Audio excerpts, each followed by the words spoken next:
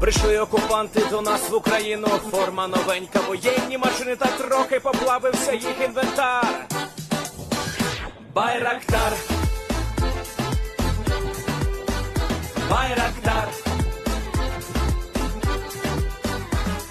Російські танкісти сховались в кущі, щоб лаптем посьорбати довбані щі, та трохи у чах перегрівся навар. Байрактар, Байрактар. Приперли зі сходу до нас барани для восстановлення великої страни. Найкращий пастух баранячих отар. Байрактар, Байрактар.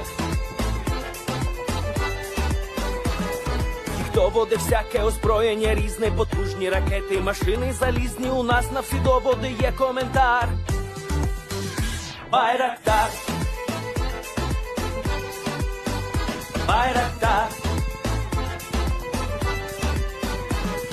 Вони захопити хотіли нас зразу, а ми зачаїли на орків образу з російських бандитів, робить примар. Байрактар, Байрактар. Російська поліція справи заводить, там пивцю рашистів ніяк не знаходить, хто винен, що в нашому полі глухар. Байрактар, Байрактар. Веде пропаганду кремлівський урод, слова пропаганди ковтає народ, тепер нове слово знає цар. Байрактар. Байрактар. Байрактар. Байрактар. Байрактар.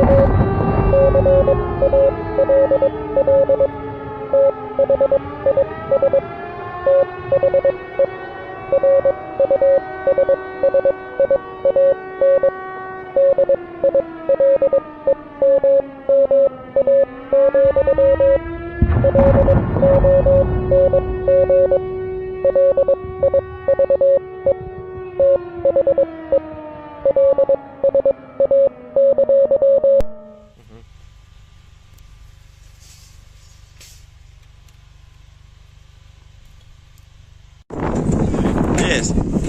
The Leaf Spring Army sends its regards.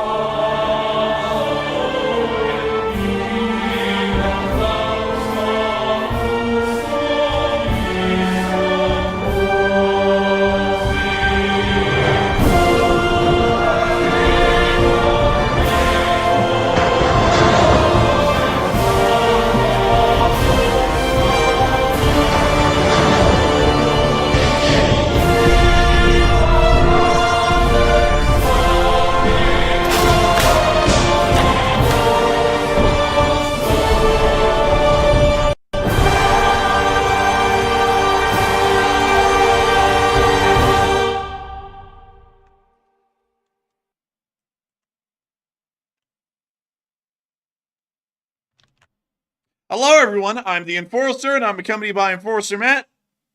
And good evening, folks. It's Enforcer Matt, and welcome back to day 900 of the news. And it's good to see you all once again. It feels like we were just here a moment ago, and now we're hearing that once again the Russian forces are being destroyed in Kursk, and it is, of course, the Sunday night fundraiser night, and it's good to see you all once again. And of course, we're going to be covering the past 24 hours of the news of the war in Ukraine, and we're also going to be covering the major developments that have been happening inside of the Russian Federation, as we have gotten reports that Ukrainian forces have engaged and destroyed forward elements of the Russian defensive force that have been prepared at Kursk, and apparently massive surrenders have followed. We have also been able to hear that Ukrainian forces have been able to capture an excessively high amount of Russian armored vehicles today on the front line, and are continuing to drive deeper into the Kursk Oblast, capturing more territory, and of course securing more negotiating chips for the Ukrainian government further on in the war. At the exact same time, we have not heard any additional updates at the moment about the condition at the Zaporizhzhia nuclear power plant, broadcasted earlier during an emergency broadcast several hours ago on stream.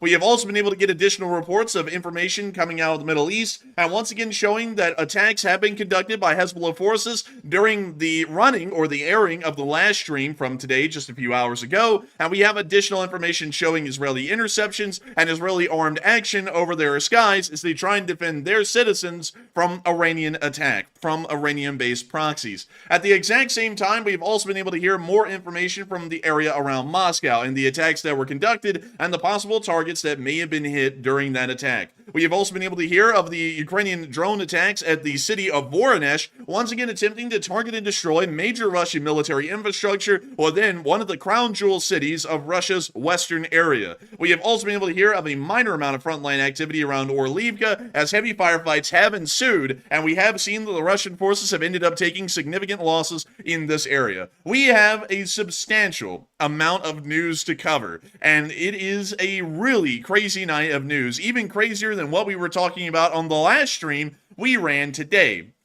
And I gotta say, y'all, this has been a marathon to get through this day. We have ended up making a video.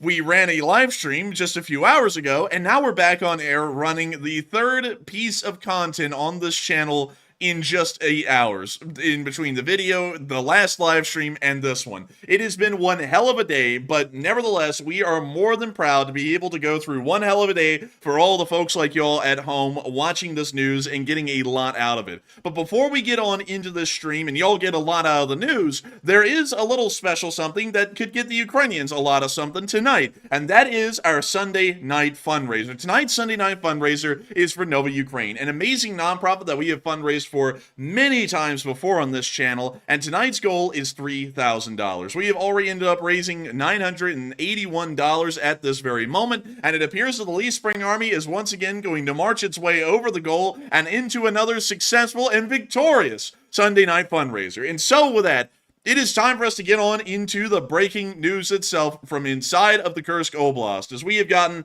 a major amount of news and developments today, and it appears the Ukrainian operational security requirements are being lifted, and the veil on what is actually inside the Ukrainian forces has now become a lot less foggy, and we're getting a much clearer picture of the kind of Ukrainian forces that are involved in this offensive currently.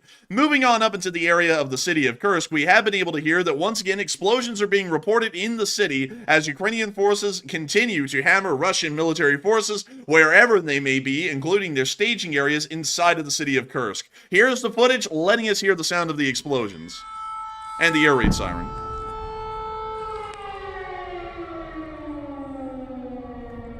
You know where else I've heard a siren like that? You know where I've heard that, Enforcer? Where?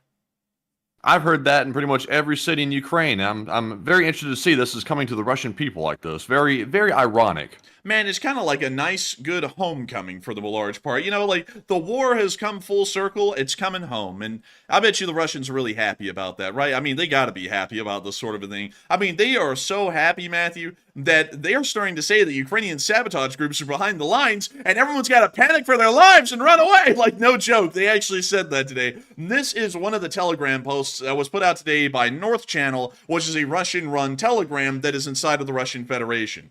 information is coming in that enemy's sabotage and reconnaissance group is operating in the Safanovka-Lugov area. They are using equipment captured from our units with erased identification marks. If you know anything about the movement of this equipment, please inform the competent authorities or write to us. We will promptly pass the information on to the appropriate authorities. And this is confirming, much like I said a long time ago, Ukrainian sabotage groups immediately started to race deeper into Russia once they saw that the border area had been completely obliterated, and now these sabotage groups are apparently riding around causing hell behind the lines, and the Russians have absolutely no idea who they really are or what they really are and where they're going and what they're going to end up sabotaging or destroying next. Once again showing us that chaos is going to end up ensuing behind the Russian lines, and this will greatly decrease their abilities to effectively fight and stop the Ukrainian forces from continuing to advance deeper into the Kursk Oblast. Meanwhile, we already got to see that Russian defenses are being prepared around the city of Kurchatov and the Kursk nuclear power plant, which is attached to the town of Kurchatov. We were able to see these defenses being prepared on satellite picture and satellite video, as a matter of fact. Here it is. We can now see that they're digging a trench. They're digging a lot of these trenches, usually over the actual roadways, to try and stop Ukrainian vehicles from advancing further down those roads, and also to try and give their infantry a fighting chance at stopping the Ukrainian armed forces as they're moving further down the road. We got more examples of this as well. In this area, we can see more trenches rapidly being dug. These are poorly prepared trenches. They are the straight line trenches that we used to see back at the beginning of the war that ended up producing incredibly high amount of losses for the Russian armed forces within the areas where these defensive positions were used inside of Ukraine. And not only that, they ended up actually increasing casualties, because when an artillery shell would land inside of a trench like this, the shrapnel would travel down the entire length of the trench without ever stopping, because there was literally nothing stopping it from just hitting everyone inside the trench. So not really a great trench, and it probably will actually end up being detrimental to the Russian defense in this area, but they're still trying to build something, because in the Russian mindset, something is better than nothing. And of course, we got that video from yesterday showing one of the excavators actually digging these trenches desperately near the E38 and P200 highways as the Ukrainians continue to advance on in that direction. The Russians are desperate, and they are getting very scared and heavily panicked at this moment about what the Ukrainians are doing as they continue to advance further up towards the actual key locations like the Kursk nuclear power plant and the city of Kursk just beyond that. We also got some information today that the Ukrainian armed forces attempted to strike and destroy a bridge near Glishkovo, most likely stopping and paralyzing any Russian border guard forces from leaving this area. The specific bridge that we're talking about is this one right here, over the Reka-Siem River, and I cannot drop y'all down on this because Google hates Russia, and Russia hates Google, and so no street view was ever allowed in this area. We would probably be scared if we actually saw a street view, because it probably looks like hell down here in this town. But beyond that, we did get to see the clip of a Russian driving over it, and it looks like the bridge almost took a pretty bad hit. It missed just by inches, but here's the clip. Нихуя себе, прям по мосту, нахуй. Немного промазали, нахуй. You see them driving over the bridge, and there's the damage right there. Bliad is right, man. That thing almost got taken out completely. Man, they almost blitzed that bridge. The border guards, man, would have been screwed, because they would have had to taken the long way out of Glishkovo. They actually would have had to have marched closer to the Ukrainian border. And as a matter of fact, actually looking at this, that would have completely stopped a Russian retreat across that river, because the Reka-Siem River actually travels from inside of Ukraine somewhere where its source is at through Russia. I don't know how that works, but still, they would have been completely trapped on this side, because there is no other, well, actually there is one more bridge right here at Kurish that crosses, but once again, that bridge crosses, and it only leads you once again closer towards the Ukrainian border. It actually doesn't lead you deeper into Russia. So it looks like the Ukrainians are actually trying to blow up that bridge to stop the Russians from being able to retreat across it and deeper in. They actually want the Russians trapped on this side of the river, so that way when the Ukrainians advance, these Russians surrender, and they're not a part of the future fighting force that the Ukrainians have to end up dealing with. Once again, trying to isolate and destroy Russian units in detail. At the exact same time, we also got to see that apparently the Russian border guards in this area are trying to find a way out, as we got to see a Russian border guard position in the area today, and it is abandoned. The Ukrainians clearly show this. Here's the clip. Man, that's like the local football team just came out and recorded a track. Man, you know, they're about to be hitting that trap beat, man, while they're trapping the Russians on the south side of this river. I mean, you see them looking around, showing the surrounding area. But this border outpost is gone, and the Russians who once manned this post are gone with it. And we can see the vehicle he's on now starting to move.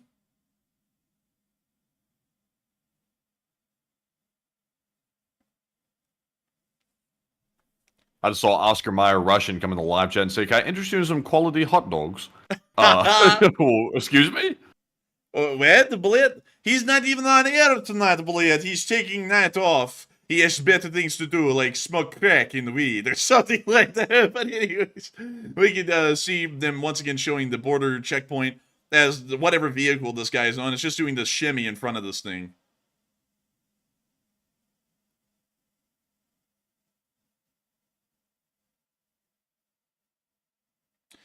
And we can see them still showing it, and that's the end of the clip. But of course, the Russians are abandoning their positions, and the border has truly collapsed. I mean, the border guards have stopped any real meaningful resistance. The Russian army is moving into the area right now, but they're not really posing any effective resistance to the Ukrainians either. In fact, it appears that their resistance is as bad as the border guards were, because now that the Russian army is starting to engage the Ukrainian armed forces in the area, they're actually starting to hit some pretty bad times. I mean, they're actually surrendering en masse and abandoning their vehicles. We're about to be getting to all the picture and video evidence of that here in just a minute.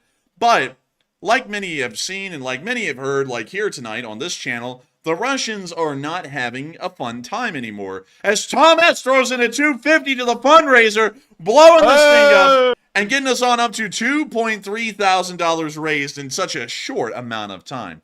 Amazing stuff. But beyond that, the Russians are pissed, royally pissed, and they want vengeance against Ukraine because how dare Ukraine, such a angry and war-mongering country, invade such a peace-loving country like Russia. Russia would never violate the sovereignty of a country by invading them with hundreds of thousands of troops and occupying a large amount of their land for years, maybe even a decade at this point. The Russians would never do such a thing. And this kind of an act by the Ukrainians is purely unacceptable. The Russian government has started to possibly be rumored that they're preparing for a strike against Ukraine, and apparently they are going to really teach them a lesson for being the warmongering bastards they are.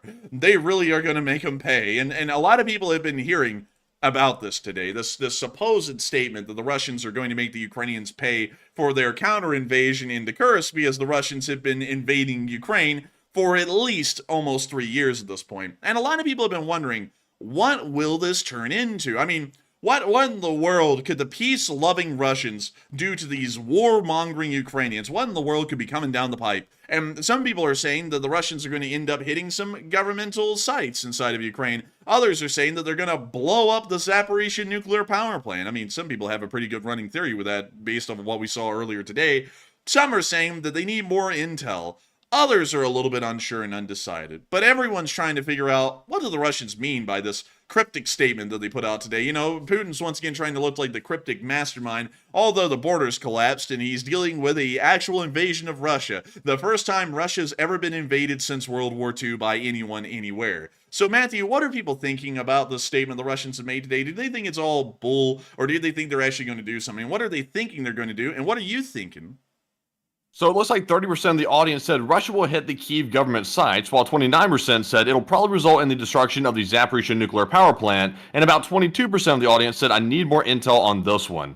And honestly, it's up to y'all's guess what Putin actually has up his sleeve right now, because right now he's vowing a harsh response, and it's not really clear what that means, and they're really not saying when this is actually going to happen. So I would say that probably something bad is coming down the pipeline, but it's really impossible to really know what that is. So I'm going to say I'm with the 22%. I really need more intel on this one before I can answer it accurately. But Enforcer, what say you?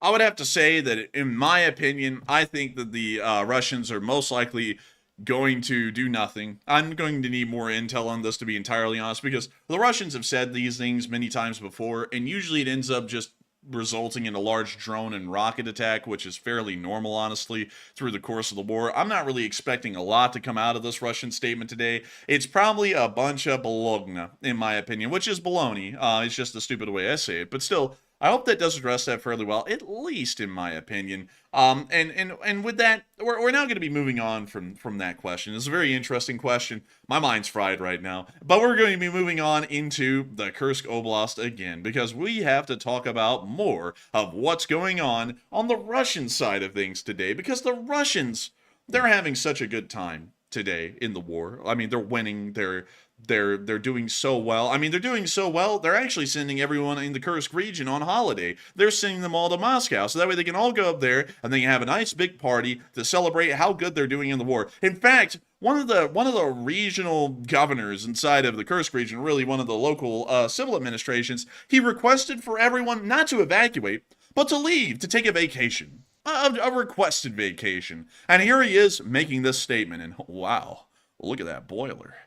Man, look at these guys, man. Why did they look like they just rolled out of bed, put on their Sunday clothes, and ran out here to the street to record something? I mean, they're in sneakers. I mean, come on. They're out here trying to conduct an evacuation and reassure the people of their trust in the government, and they're out here looking like this. It's like, what the hell is going on? Matthew, what the hell are you talking about? These guys are in their vacation clothes. They're not evacuating. They're taking a voluntary vacation. And they are relaxing like they would. Don't disrespect them like that, Matthew. You know the Russians aren't losing the war. They're simply taking involuntary vacations. Vacation. But let's listen to him. I'm sure he has some interesting things to say about this upcoming vacation. They are quiet as hell. You know what? I'm going to have to actually read this for y'all, so let me turn that down and let me read it. Good day, dear residents of the Kursk Oblast Belovsky district. Together with the Kursk Oblast administration, I'm in the central square of Belaya Sloboda. Sadly, yesterday's events of the entry of sabotage groups, or more so partygoers, to our territory created a lot of chaos and panic. It really killed the vibe. As of now, the situation is stable, but very tense. Something about border areas is unclear to us. Sovereignty of borders has been a bit of an issue for many Russians over the course of years, but I'm asking all residents to remain calm, don't panic. And those who left the Belovsky district, I'm asking them to stay where they are. Real quick, Enforcer, pause the video for just a second. Yeah. That guy on the left over there in the green jacket, he's already given up. Like, he's just happy to be here at this point. Like, he's looking around like he doesn't have a clue where he's at or anything right now, while the other guy's doing all the talking. He's just ready to, he can tell he's ready to run. He's like, I'm finished. This is over with. It's going to be a failure. I just want out of here. Dude, he's looking around and he's thinking, maybe that street will be the one I drive my car down to get away from here. That one leads to Belgrade, and that street leads to the city of Kursk. And if I get on this one, it'll take me to the motorway, where I can go all the way up to Moscow and run away that way. Hey! Whoa! We hit goal! Let's go, baby! We hit the goal, and at the same time that these guys are hitting the goal of not enjoying their free vacations. With that, let's get back into this clip really quickly. I'll read the rest of the subtitles, and then we will talk. And so I appeal to the residents who are still here. If you want to leave, speak to village heads. What the hell does that mean? Good idea. The administration of Belovsky region. Kursk administration will provide buses, and all residents will be evacuated. Psych. See, guys, I told y'all, there's nothing to worry about. We're all taking a free vacation, expenses paid, bus transportation provided. We're going on a mandatory college introduction thing. One of those, what the hell do they call those, Matthew? You know the thing I'm talking about. Orientation? Like, orientations. We're going on a Russian state-funded orientation of the Russian Federation. We're seeing what it's looking like before the Ukrainians take it over. And I gotta say, these guys are really sowing some good feelings, some good vibes for the Russian people. And all jokes and sarcasm aside, what they actually meant and what they really said was that the Russian Federation is being overrun, and this entire area is going to be evacuated by the Russian government because they know it's going to fall. And so they got to get everyone out of there because the Ukrainians are coming and they're going to take over the entire area. So that is pretty interesting to hear.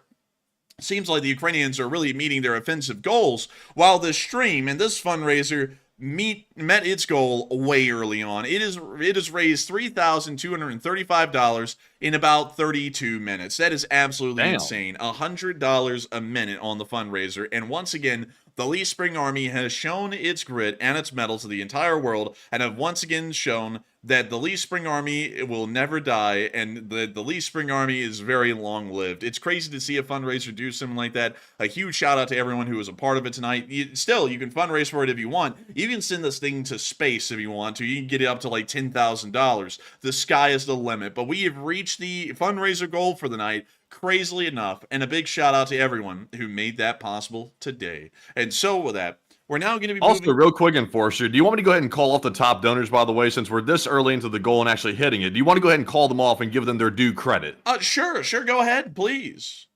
All right, so first up, we have a very generous $250 donation from Tom S., the largest one of the night thus far, which is tremendous support for the fundraiser, a very good cause in Nova, Ukraine. We also have a $210 from some guy called the Enforcer, who was helped out tremendously by Hokey Redneck. And then we have a $200 donation from BC Skyman, as well as a $150 from Philip Truitt, as well as a $150 from D. Maynard, as well as a $150 from Rumpelstiltskin and Hal Rose, who also put in a $100, along with Purple Gerbil, User Error, Andy L., and then Carl Pattison put in a $75, and then Rad Doctor put in a $50, along with Greg Carrier, as well as Snow White, Alex D.E., as well as Peace with War, who put in a $50 as well. And huge shout out to the top donors and everyone who has donated tonight, and we've gotten the goal so early in the stream. We really do love to see that, and it is very much appreciated. And of course, the Ukrainians will appreciate it as well. But Enforcer, what say you? And I got to give a huge shout out to all of y'all as well. Y'all are absolutely incredible. I can't believe that we hit that goal this early on. And I got to give a huge shout out to everyone who was involved, because it's really, truly crazy to see something like that happen. I mean, it is insane. I really don't even have words for it tonight. I think my mind is struggling to come up with the words at all, but still a huge shout. Man. My mind is shot. I'm going to tell y'all right now, my commentary tonight is probably going to be very simplistic and kind of lame brain when I eventually pipe up and say something, because my brain is also gone as well. Uh-oh, the mic cut out. No. Damn, Discord's disconnected. Oh, man, the Discord's had it too, man. It's kicking me off as well. It's had it. Man, I'm telling you what, man. But you know what I'm about to turn into, Matthew? You know what I'm talking about when I say this. Welcome back, Defenders. Enforcer here. Top story, like something like that, that's what I'm about to turn into here in a minute. I'm going to be struggling. I don't even know if Matthew's in the call right now, but still. I'm here. Oh, good. I didn't hear a laugh. I was like, I don't even know if he's in the call anymore. But moving on from that and on towards the area right outside of the Belovsky district, where the Ukrainians are supposedly at, we did get to see the Ukrainians blowing up a fortified Russian position with a Baba Yaga. The Baba Yagas are on the front. Many people are going, wow, that's a Baba Yaga, and it really is. I mean, the Baba Yagas are some of the biggest, some of the greatest. And we can see them obliterating this fortified position in this area. Impressive work. I mean, they're carpet bombing that place down there.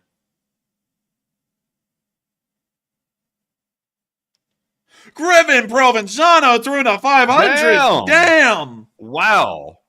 Huge support. That was crazy. I mean, that's insane right there. A huge shout out to Griffin Provenzano, an absolute legend. And speaking of legends, now I got to show y'all what's up with the Ukrainian armed forces up here in the Kursk Oblast, because we have gotten a lot of information today about what they are and what they look like. But before we move on in there, I got to tell y'all, we've seen something that we haven't seen in a long time.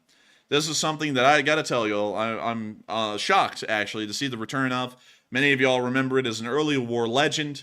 Many of y'all would say that this is truly nature returning back to normal. Some people would even insist that this is the return of the king. And I got to tell y'all, I would have to agree with all of those statements.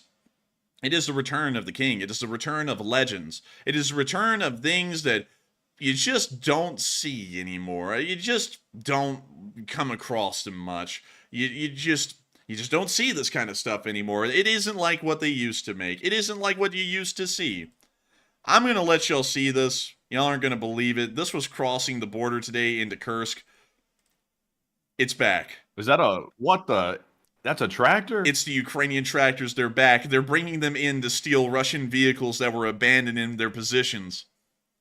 Man, they must have taken the speed governor off that thing. It's booking it. Dude, nature is returning. And there's another one up there. They have two of these tractors rocketing through Kursk right now to go to those abandoned Russian tanks and start pulling them back across the border. I gotta tell y'all something. You just don't see this kind of stuff anymore. We used to see this a lot at the beginning of the war. Like, Ukrainian farmers would steal Russian tanks day and night with their tractors. And now we're finally seeing that the tractors are returning back to nature. You don't see this much. Big shout out to the. Now, I think this right here might be the new threat that breaks Russia's back at this point. Is the tractors coming in because they can't hold the troops off? So the tractors, they're surely getting in. Dude, I'm telling you what, man. It's farming season, man. That's it. I gotta tell you, man. They're seeing a lot of hoes. But beyond that, the 225th Battalion is an amazing group. It's actually a part of the 176th Territorial Defense Brigade. So we are starting to get an idea that there are some TDFs that are involved in the offensive into Kursk right now. And I gotta say, moving on from that to our next bit of news, we also got to hear that Ukrainian jets have been seen over the skies of the Kursk region here recently. That's actually one of them. That's a video of a Ukrainian Su-27 conducting low-altitude operations over an area around Sudza. This is confirming that the Ukrainian Air Force is in operation over the skies of the Kursk Oblast, and this is the first day, 6 days into the offensive, that such a thing has been seen. Moving on from that and on up and now into our usual kind of a way that we've been reporting this offensive so far, we're going to be covering it on the three fingers. We're going to be moving from the western side to the center and then down here to the eastern flank of the offensive. So starting off at Koronivo, we did get to see today some pictures of the Ukrainian armed forces that are involved in this offensive currently. We were able to see a T-64BV. There's actually a decent amount of T-64s involved in this offensive from what we can tell. We don't know the exact brigade that these T-64s come from. It is an armored brigade, that is a guarantee, but we don't know which one. So we don't know their exact abilities and their competency at this moment. But we can see that they have some very interesting kind of modifications. All of the tanks that we've seen so far have been outfitted with electronic warfare systems. And they also have a removable, convertible cover that is put over the turret to protect it from incoming drones. This is the first time we've ever seen a cope cage built like this, because you can actually rotate it to cover the front of the tank, the back of the tank, or whatever you want. It's actually pretty interesting. We can also see the triangle-shaped offensive markings on these, once again showing that they are a part of the Kursk campaign. Moving on from that, we also get to see another picture of another one of these T-64BVs rolling on through the area. Many of y'all may realize that this is actually the picture used in the thumbnail tonight, which was pretty cool, a pretty cool fact. And so moving on from that and into our next picture, we then got to see another T-64BV, two of them moving down the road.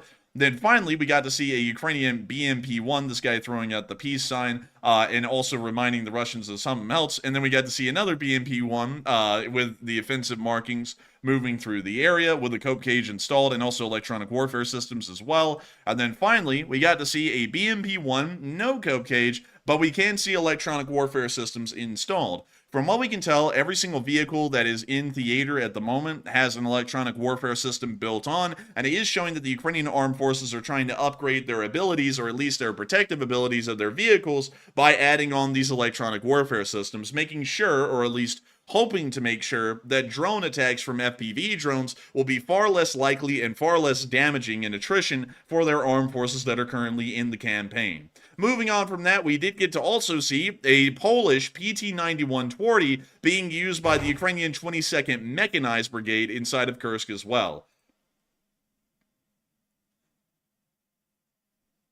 And we can see it rolling on along right there. It also has the convertible cope cage built on top of it as well. This seems to be a theater-wide modification that was put onto all the Ukrainian main battle tanks.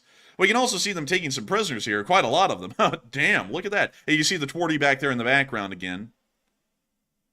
And they're processing them, of course, with the trap beats playing in the background. You can't have a Ukrainian prisoner of war video without some trap beats, because those Russians got trapped. And moving on from that, we have heard that there are ongoing battles around the area of Koronivo at the moment with forward elements of the Russian armed forces. Beyond that, this front seems to be sitting idle at the moment. They're most likely waiting for something else to happen, or they're going to be swinging on down and into the area towards Glushkovo and trying to capture and destroy the Russian border guard elements that are in this area currently and largely trapped on this side, although the bridge is still available to be crossed. moving on from that and up into the area of Kromsky-Blicky, we did get to hear that there was some decent action going on in this area.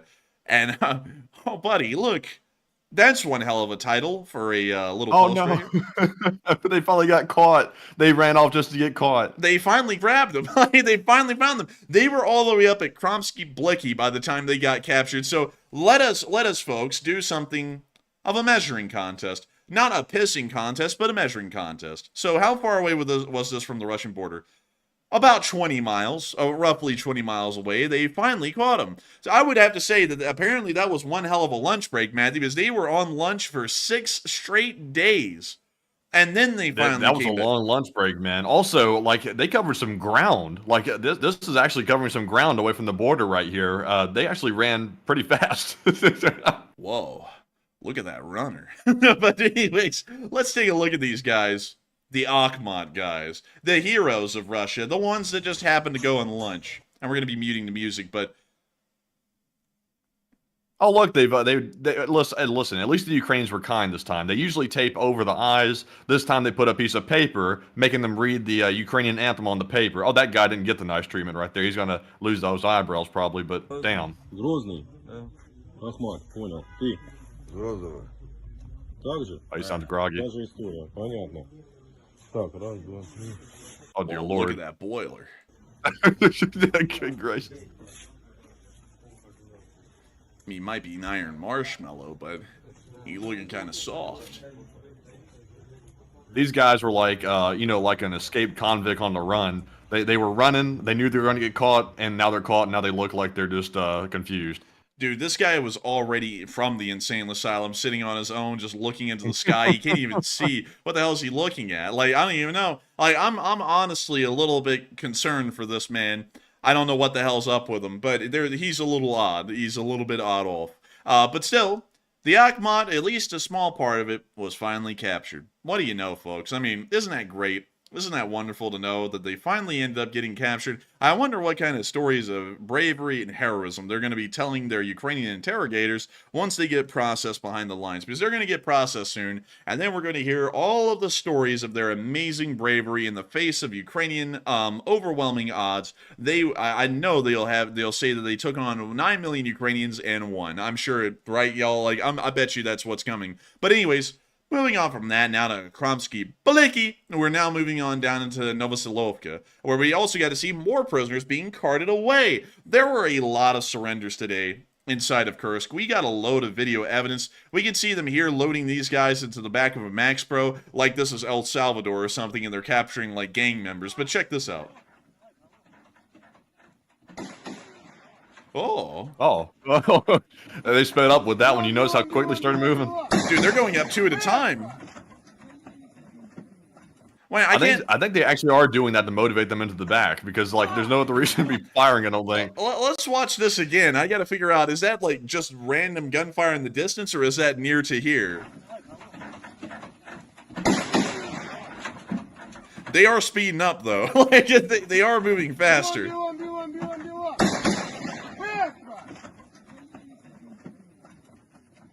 This guy here, dude, he's scared as hell. He's like, no. He's like, I'm getting in. No, I'm getting in. But anyways, that's the end of the clip. Very nice to see that they are processing the prisoners and getting them on the move. You gotta speed them up a little bit every once in a while. Sometimes they get a little slow, a little bit relaxed. Sometimes you gotta remind them we're running a business here. And so with that, we're now moving on a little bit further down and towards Pogrepi, where we got to see that the Russians were in such a hasty retreat, an entire D-30 howitzer that was unfired apparently got left in its position, and they just abandoned it. So now the Ukrainians have a free D-30 right over there. Look at that Martyr. That is a Martyr 1A3, Matthew, a German Martyr, and they're using it in some Ukrainian unit that's out there. I'm glad to see the Ukrainians are using actually a ton of Western equipment in the incursion, which is kind of interesting because they've used a lot of American stuff that we've been seeing in this footage, and now the German Martyr as well. So, I wonder how the Russians are taking this when they see all this Western stuff pulling up. Man, they're probably not taking it well, man. I know the Russian spill is probably going to come out. It's freaking America. They're invading Russia because they're getting beaten that badly. They're probably going to say we're invading them, like either America or NATO as a whole. Man, they're like burning rubber on that thing. But nice to know that they're using mortars. We have had confirmation of that for a while now. And also nice to see that the Ukrainians got a free D-30 out of this whole ordeal, at least in this area of the front. Moving on from that and down into the area of Malaya Lognaya, we also got to see even more mass surrenders happening. Look at that. Just too many guys. Like, what do you do with all of them? Like, there's so many. It's like, you know, you got to go and put these people in some type of custody or like a cell or something and hold them, or like a pen. Then you got to feed them and all this other stuff, and then transport them. So that's a lot of work just on the POW side of things. Well, let me throw out a caveat for y'all. I haven't seen this yet, but this might start to happen, so don't be shocked if it does. But the rules of war say that you have to take care of and provide minimum facilities to prisoners of war, unless if you simply no longer have the ability to do so. And so with the massive influx of prisoners like these, there is the chance that there could be a little bit of a thinning, like a forced thinning that happens because they can't take care of all of them. This has happened a decent bit in history. It's even happened in World War II on all sides because the United States 101st and 82nd Airborne forces that landed behind the lines in Normandy, whenever they took prisoners, they just ended up having to take them out to pasture because there was no way they could ever process them or move them anywhere because, you know, they're airborne. They're surrounded by the enemy right now. Where in the world do you put them? So they usually ended up having to take those folks out to pastures, if y'all get what I'm saying. I would hope that the Ukrainians don't do that because there is a clear way to take these people out of Kursk and into Ukraine. But there is a possibility that that may end up having to start happening because they're taking on so many prisoners and they have absolutely no way at this point, even from what I can tell, of processing and handling this massive amount of prisoners. There's been a report today that another 300 Russian soldiers have surrendered, and we're getting enough proof to actually confirm that's probably true. And so it's a pretty wild thing to deal with. 300 prisoners, that's about a half a battalion. Right now, the Ukrainians have about 6 brigades in the area.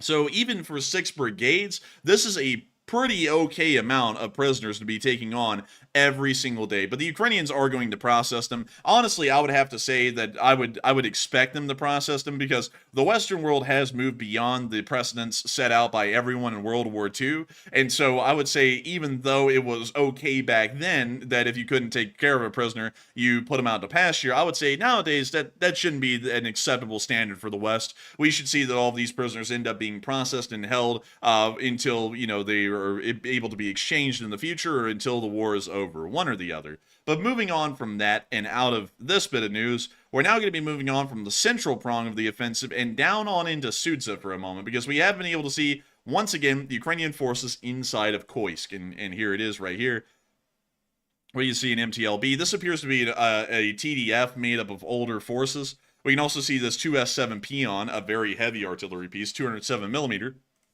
We can also see it being transported. Wait a minute, hang on.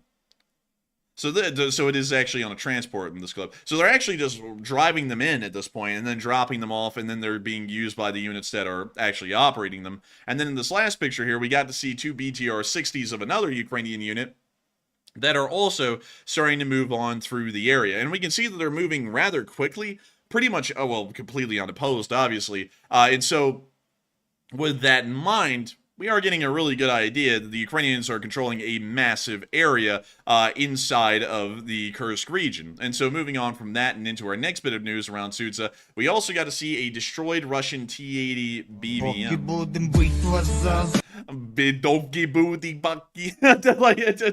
But anyways, you see them driving along here. This is around Sudza, by the way.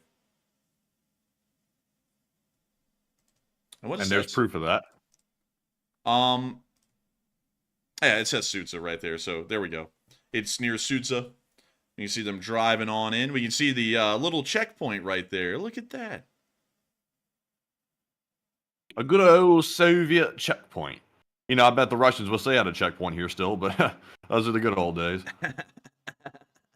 Man, they ain't going to be having no checkpoints. Look at that border guard. Man, look at that boiler.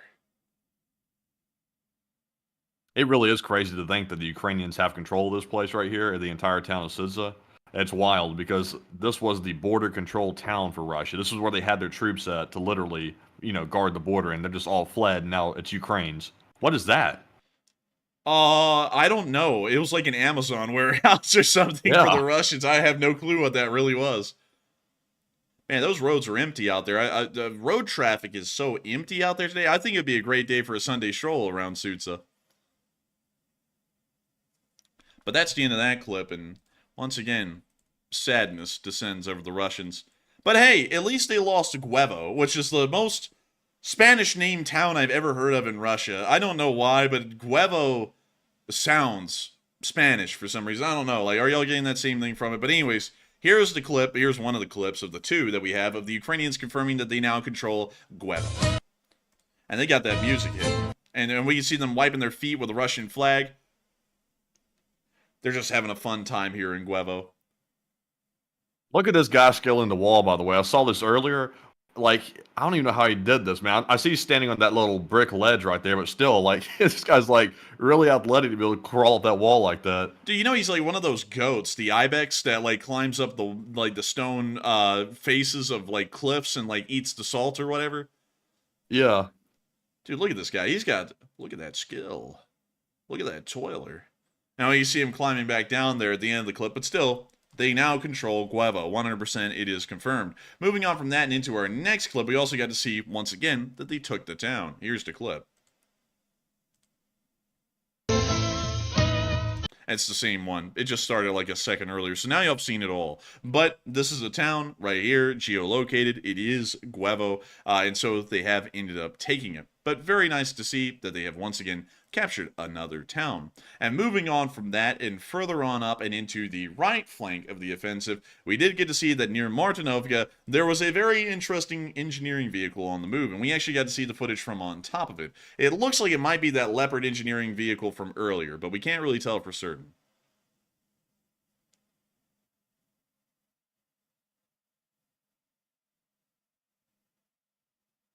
It could be that Leopard, maybe. This one doesn't look as clean or as, like, fresh for some reason. And it also isn't covered in that camo net.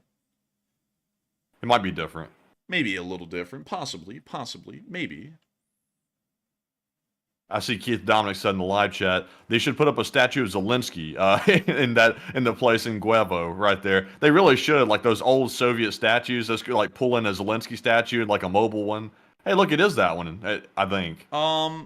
Yeah, it is, actually. Well, actually, maybe that's a different one. I don't really know. But hey, that's still pretty cool. I mean, like, you know, that's pretty neat. I like it, me personally, you know, like, I'm not biased or anything. But anyways, moving on from that, a little bit further on up and towards Levshino, we also get to see that a whole T-80 BVM got captured today in Sudza. I saw, Matthew, someone got flamed for putting this out on Twitter because they ended up using a War Thunder snapshot of a T-80 BVM model in the game, and everyone was just like, you know, you could have just used the video to show that it was actually captured. That's what we're going to be doing. So here's the clip. Пане бригадний генерале, сьогодні вранці 10 числа в районі населеного пункту Судza оперативними співробітниками Фоксом та механіком спільно з розвідротою 80-ї окремої десантно-штурмової Галицької бригади, розвідниками Ковач, розвідниками Євреї, розвідниками Жора були проведені рейдові дії та зачистка місцевості. Був захвачений танк Т-82. Т-82М, 23 року. Так. Ми зараз на адреналіні. Слава департаменту військової контррозвідки, слава славетній Галицькій 80-й окремо десантно-штурмовій бригаді. Слава Україні! Героям слава! Героям слава! Oh, look, there it is. Like it's a whole T-80 BVM in the trees. They got it for free. It's always better when it's free.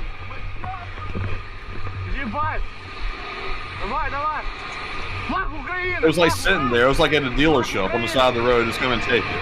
Yeah, dude, they just get the keys and they get to drive it away. It's simple. Like Carvana, or Tank Honda. He's like, wait! He's like, wait, we gotta label you as friendly. Сейчас за нами, прыгай, прыгай. Go, давай! Bro, this is like a heist. Like they went and stole this thing straight out of the trees. Хорошо.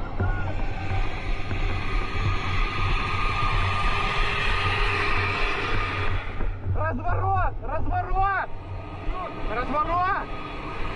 Also, I don't know if anyone noticed this, but there's like a small gator toy attached to the front barrel of this T-80 BVM. It was just there.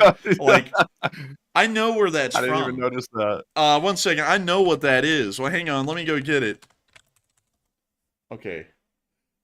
Damn it, I got it right. I can't believe I got this right. Oh my god. It's Zaporizhzhia. I cannot believe this. I got it right. Dude, no freaking way.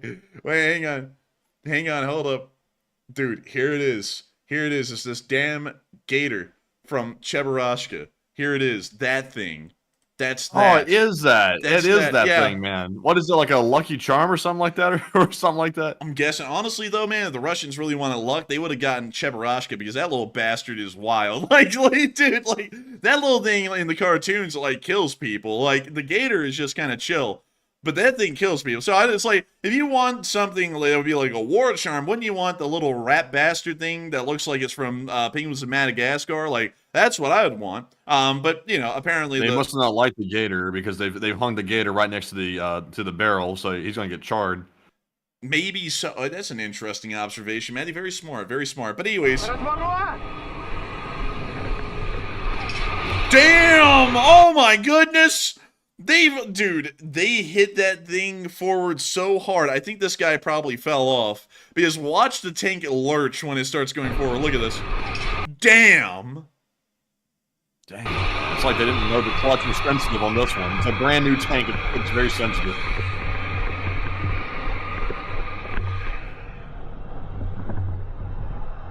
Oh, he's just going to come up there like that. Wow. Stop! Oh. Tony. Woo! Давай! They were so happy they got this tank. Like, they were just exuberant. It's a free $4 million tank. I mean, who wouldn't be happy? That's the end of that clip, but once again showing the Russians are fleeing from their position so quickly they're leaving behind fully operational main battle tanks, some of the most advanced the Russians have in their arsenal nowadays. Moving on from that and into our next clip, we also got to see even more Russians being captured. That is 500 Russians and 500 more Russians. Honestly, Matthew, when I was saying that, I felt like that alien in that meme that goes 500 cigarettes. Like, I felt like I was about to do that. And you see them here processing the prisoners. So many of them. I mean, they're being overwhelmed with prisoners. Also, big shout out. It's just still. Oh, go ahead. I was about to say, it's just still so shocking to me to see how quick the Russians are surrendering on their own home turf. They don't even surrender in numbers like this inside of Ukraine, which is not even their country. So it's like these guys back here in the mainland Russia that are supposed to be protecting things, they're just ready to give up like right off the bat, most of them. Man, they're like, I want to go home. It's literally over there. Like, it's like just like 3 blocks away from them. They're like, could I just walk home? Like, really? Like, please. Like, they have no morale at all, man. Like, at all. But by the way, before I keep on talking about this, I want to give a huge shout out to the 17.3 thousand people who are here live right now. If y'all are enjoying the stream, please make sure to subscribe. We would love to see y'all join us and be a part of this LSA and the Enforcer channel that's been doing this for 900 days straight now as of today. But that's the end of that clip right there. It's looping over again, but really neat to see, and we'd love to know that the Ukrainians are taking a massive amount of prisoners. Meanwhile, we also got to see that the Ukrainians are now hitting the Russians softly with drones. Here's the clip. See them putting some inscriptions.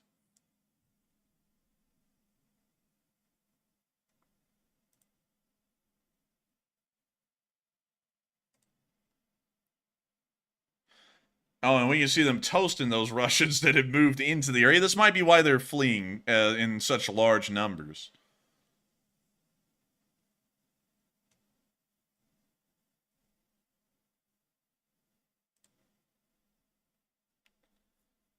Boosh! And we can see them just getting blasted.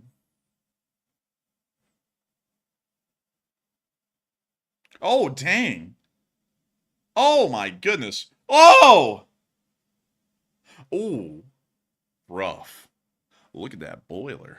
But with that, that's the end of that clip. Wonderful to know. Great to know the Ukrainians are still blasting Russians in the Kursk Oblast, and it's once again showing us that the evolving picture in this area, it's not good. It's just not well for the Russians. They're doing very badly. I mean, they're doing horrendously, really. And I gotta say, we love to see it.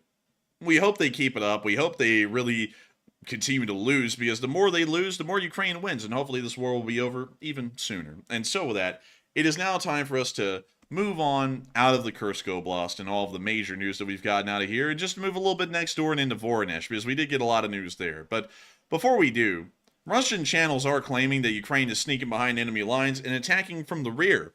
And a lot of people have been putting in their thoughts. And some people are saying it's probably true, Ukraine is going in, and going in deep. Some others are saying that it's Russian paranoia setting in badly. Some others are saying maybe the Russians see the ghost of Prigozhin. Shoigu! Gerasimov! And then some others are unsure and undecided. But still, Matthew, many people have thrown in many different ideas about what is going on out there, what's happening, and what are the Ukrainians doing? Are they really behind the lines? And Matthew, what are people thinking about that, and what are you thinking about that? So actually quite a few people, about 4,000 people, one of our most voted on polls, have weighed in on this one. It looks like about 65% of the audience said it's probably true. Ukraine is going in behind the enemy lines, stealing equipment, and then attacking the Russians from the rear, which is a Chad move indeed. 15% said it's Russia's paranoia setting in very badly, and 10% said maybe Russia sees the ghost of Prigozhin. And I think the only one seeing the ghost of Prigozhin at this point is Putin himself. He's being haunted for 13 nights straight by the ghost of Prigozhin, like the old thing says on Christmas and stuff like that. But I don't even know what I'm saying, man. My mind's shot. I can't even think of the reference I'm trying to make. But let's see. I'm personally with the 65%. I think it's probably true. It's probably not paranoia. There is sabotage groups loose inside of mainland Russia, and they probably are going behind enemy lines and sneaking around, these special forces, and they're stealing the equipment. They're probably attacking the Russians from the rear, and then the Russians are like, hey, what the hell's our friendly tank doing firing at us? And it's actually the Ukrainian. I actually believe that. So I'm with the 65%. But Enforcer, what say you? I would have to say I'm with the 65%. I think the Ukrainians are going all in. I mean, are they getting the Russians from behind? Yes, figuratively and literally. And I would have to say that that's probably something that is starting to happen down there, because the Russians are probably getting outmaneuvered at this point on the field. And so that, I hope that does address that fairly well. And with that, it's time for us to move on over and into Voronezh, as we got to see a drone attack happen in the Voronezh. Гандон нахуй, ебать. Gondol nahoy. That's a new one. I've never heard of gondola nahoy. Like that's a new one. That's like when you have like the gazebo in in the middle of your town, and then it's an idiot. Gondola nahoy. But anyways, we didn't get a lot of news about how this attack went. We just saw a couple of drones, and I only included one video of it because we had so much to talk about and cover inside of Kursk. But still, we are going to be trying to get updates on that drone attack probably by tomorrow. There is a drone attack currently happening on Moscow. It's actually happening in this area east of Moscow. Come on, move. Okay, so here we go. So it's actually happening in this area east of Moscow, near Shilyoilkovo, or something like that. The drones are flying in. We don't know about the damage yet, but we did get to hear the sounds of air defense fire in these clips. Purple Gerbil, you're killing it! Damn, we're only $80 away from hitting 5,000.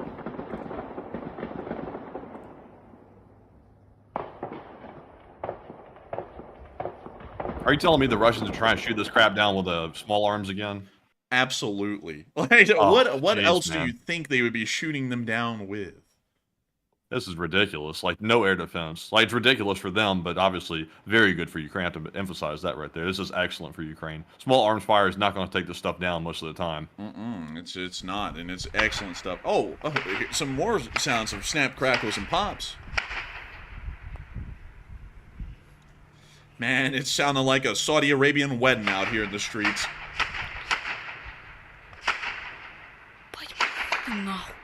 Oh yeah, this is the ASMR video, Matthew. Oh. They're trying to blow us up. Oh no. Охереть. Охренеть.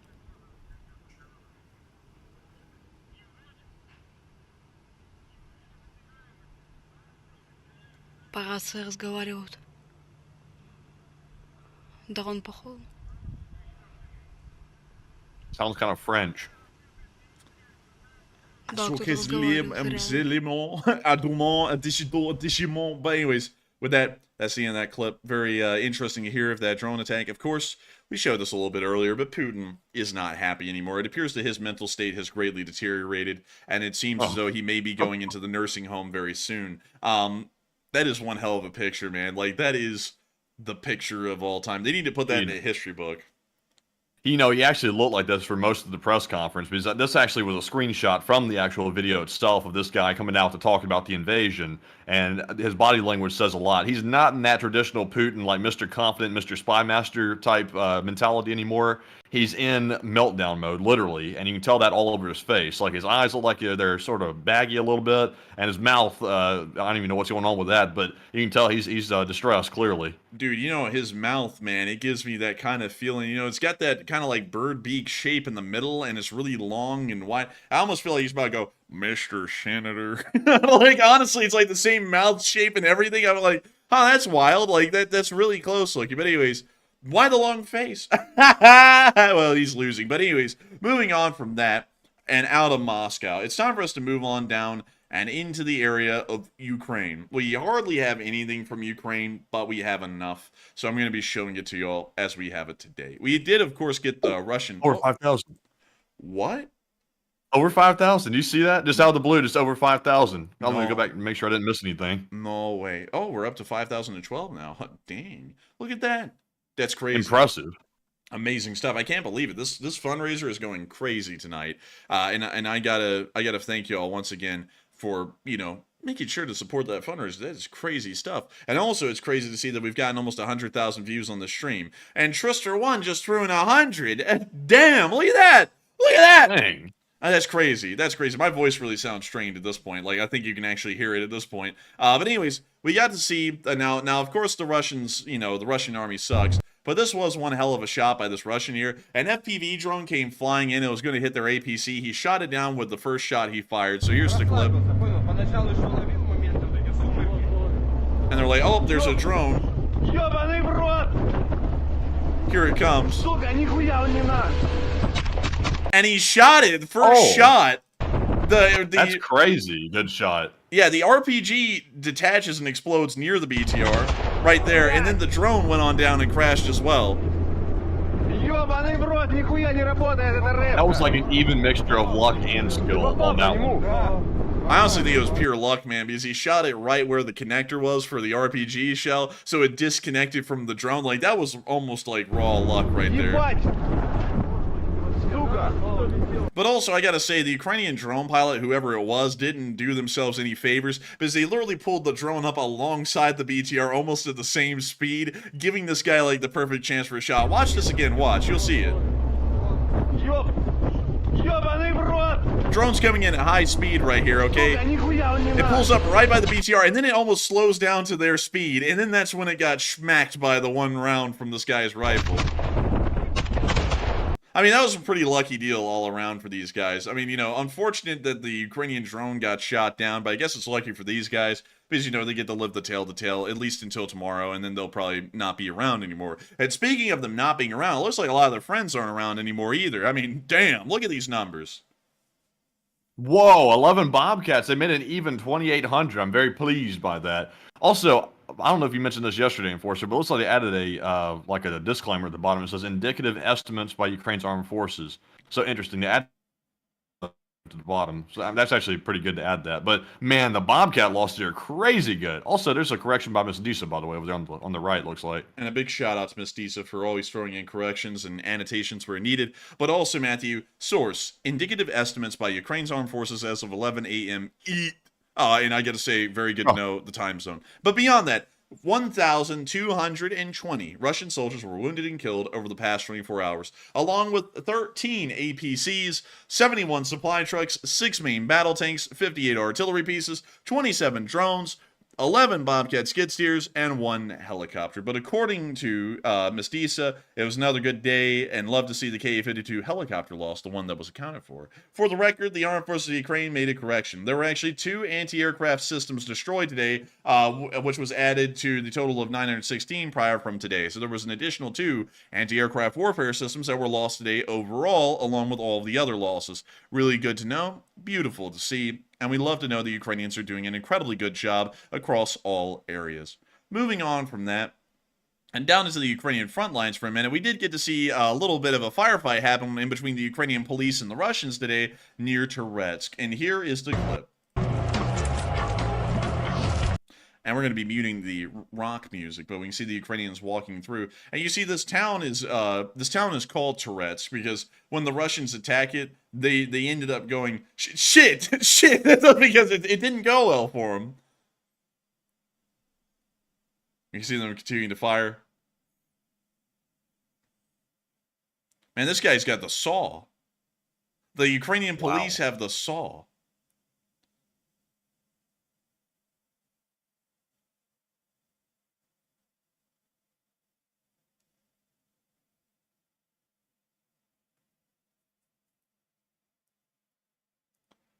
And they're clearing them out.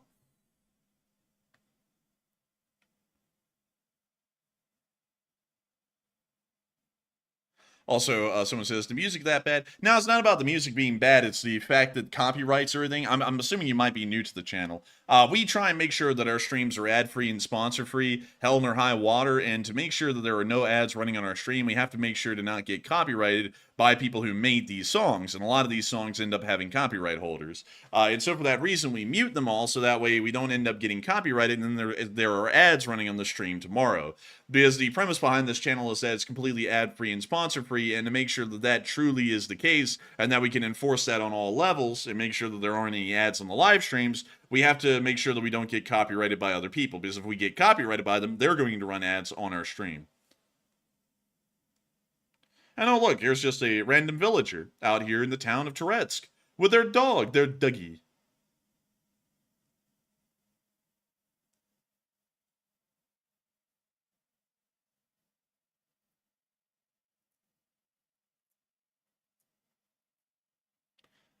Now you see them showing a Russian house that is now on fire. Also, no problem at all. We're happy to answer questions, especially for people who are new, because this channel operates really differently from most others that you'd run across, like how we're funded. Like to explain that really quickly, we explain this a lot, but considering that we don't have super chats coming in right now, tonight's the exception to the norm. This channel runs ad-free and sponsor-free, and we have to make a living running this channel. Problem is that we don't make any money off of sponsors or ads because we don't have any on these streams. And so the way that we end up making a living and doing this as our full-time job is by accepting super chats. And so pretty much every night but tonight, people will throw in super chats, and then we thank them for their support individually. Even if it's $1, we make a shout out for that person, thank them for their support, and we address any comments that are attached, because they're the folks who make this channel possible for everyone. And so that's kind of how we end up running this channel. It's very different than other channels in that way. We now see them inside the building. The Ukrainian police do some great work. And with that, that's the end of the clip right there. Very nice to see that they're continuing to clear the area around Toretsk. And we also got to see a massive explosion in Orlivka as well. Right there. We don't know what that was, but it was pretty significant, and I'd say, damn, what an explosion. Moving on from that and out of the area of Orlivka and down to the Zaporizhzhia nuclear power plant. I'm not going to cover this too much because we talked about this in an emergency broadcast a few hours ago, but one of the cooling towers at the Zaporizhzhia nuclear power plant is on fire. I'm going to show you all one picture and one video, and then we're going to move on from this area because I know many people have seen it. There's the fire that was at the Zaporizhzhia nuclear power plant at the cooling tower. And also here's a video of the fire as well. Just to once again recap this for anyone who may have not been around for the emergency broadcast either, but this fire seems to be very severe. There's a possibility that it could collapse the cooling tower, which could end up posing serious issues for the nuclear power plant's operations on into the future, even with it being largely shut down.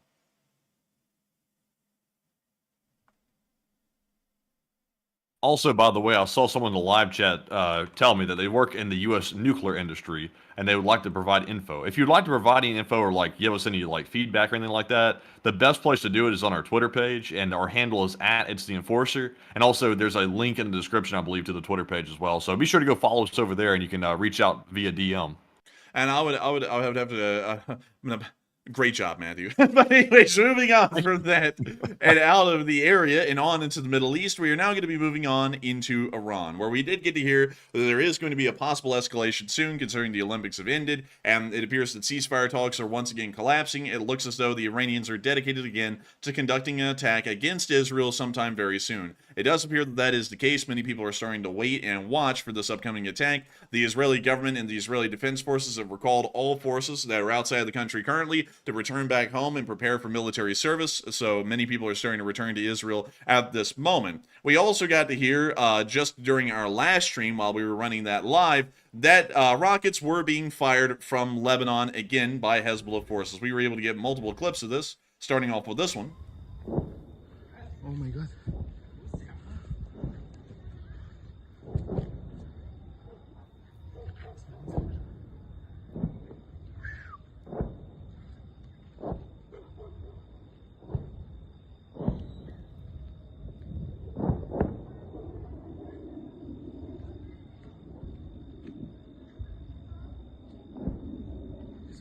Ooh, هناك. Ooh. Oh, hello. But with that, that's the end of that clip, and we're now going to be moving on into our second one, where we also got to see another angle of an explosion happening on the ground.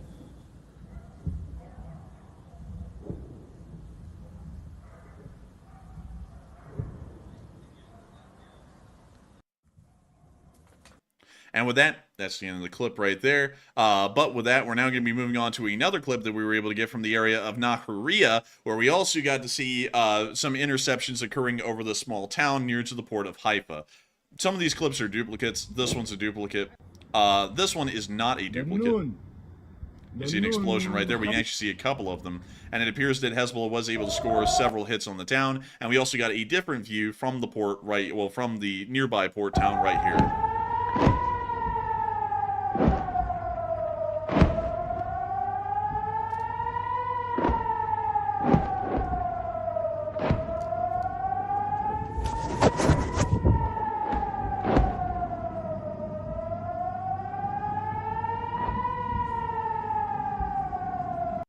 But with that, that's seen in the clip, and we can see that Iranian-backed proxies inside of southern Lebanon are continuing once again to attack and try and destroy Israeli civilians and armed forces within the area of northern Israel. It is a situation that is continuing to keep on going, and it looks as though it will start to heavily ramp up after the Olympics are over, which is actually today, funnily enough. The closing ceremony just happened a little while ago.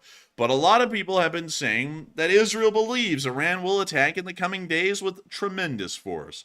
And a lot of people have been putting in their thoughts. Some people say that Iran waited for the Olympics to finish. They're finalizing preparations. Some people are saying that they won't attack, and others are unsure and undecided. But Matthew, what are people thinking, and what are you thinking about this as well? All right, so Israel believes that Iran is going to attack in the coming days, and we've heard that story before, and also they're once again saying it's going to be tremendous force from Hezbollah, Hamas, Iran, and maybe some other ones, maybe the Houthis as well. It looks like 35% said Iran did wait for the Olympics to finish, which they finished tonight, in fact, and 29% said Iran was finalizing preparations for the attack. 22% said they probably won't attack whatsoever. So I'm pretty confident that they're still going to attack. Now, the fact that Israel is getting intelligence indicating they're still going to attack indicates that Iran is still like a loose cannon, because right now the U.S. has a ton of assets in the region, and for Iran to still want to go through with this attack, that seems rather suicidal to me, if I'm being perfectly honest. I'm not sure what Iran's really hoping to do here, unless they think that the U.S. is not going to respond to it, which that's a possibility. But I do think that they waited for the Olympics to finish, because probably the French put a lot of pressure on them to actually hold off on it, which is kind of sounds a little bit weird, but they actually reportedly did. The French called down there to the Iranians and said, hey, can y'all hold off until the Olympics are over? And they said, maybe. And it looks like they did. So I'm with the 35%. But Enforcer, what say you? Man, the French government called up and said, hey, listen, there might be a shit show going down in the Middle East, but we got to knock ours out first before y'all get to yours. Is that good? And then the Iranian said, Well, now that you put it that way, I mean, that seems fair. And then they waited. It's like, man, it's like, I'll say this: the Olympics wasn't all that bad. I mean, there was some pretty good moments in it, but there were some things that happened in the background, especially like the way that we started to hear that the athletes were being treated with the cardboard beds. That was a thing that was pioneered at the Tokyo Olympics, though, back like a few years ago. But also the fact that they had no protein of any kind, which appeared to be one of the biggest complaints. I mean, like, and a lot of people were saying, oh, well, like, you don't have to eat meat. Yeah, but they didn't even have beans. Like, they didn't have no protein. There was no protein at all in their diets. And also, apparently, according to athletes, they were rationing their diets as well. So overall, like, and I'm not talking, like, I just want to make this very clear, because this seems to be the big argument nowadays is, was the opening ceremony horrendous or not? I'm not talking about that part of the show. I'm talking about the actual running of the Olympics itself. It seems as though so many people were against it, and also the fact that the Seine River wasn't even really clean when people were swimming in it. It seems as though people didn't really, people who were involved in that didn't really like it. It was a shit show. So it looks like the French were like, wait a minute, hold up, we got to get ours over with before y'all's begins. And so I got to say, overall, it looks like the Iranians did listen to that, and I think that that's what they were waiting for, was for the Olympics to end, and then they were going to begin their invasion right there front and center, just like well, not their invasion, but their war. I'm so sorry, everyone, my mind is fried, but still, I hope that does answer that fairly well. I hope that gives you a little bit of my idea of what's going on, and I would have to say, considering that it seems like the Iranians are now back on that war path, I think that the Israelis need to get back on that war path.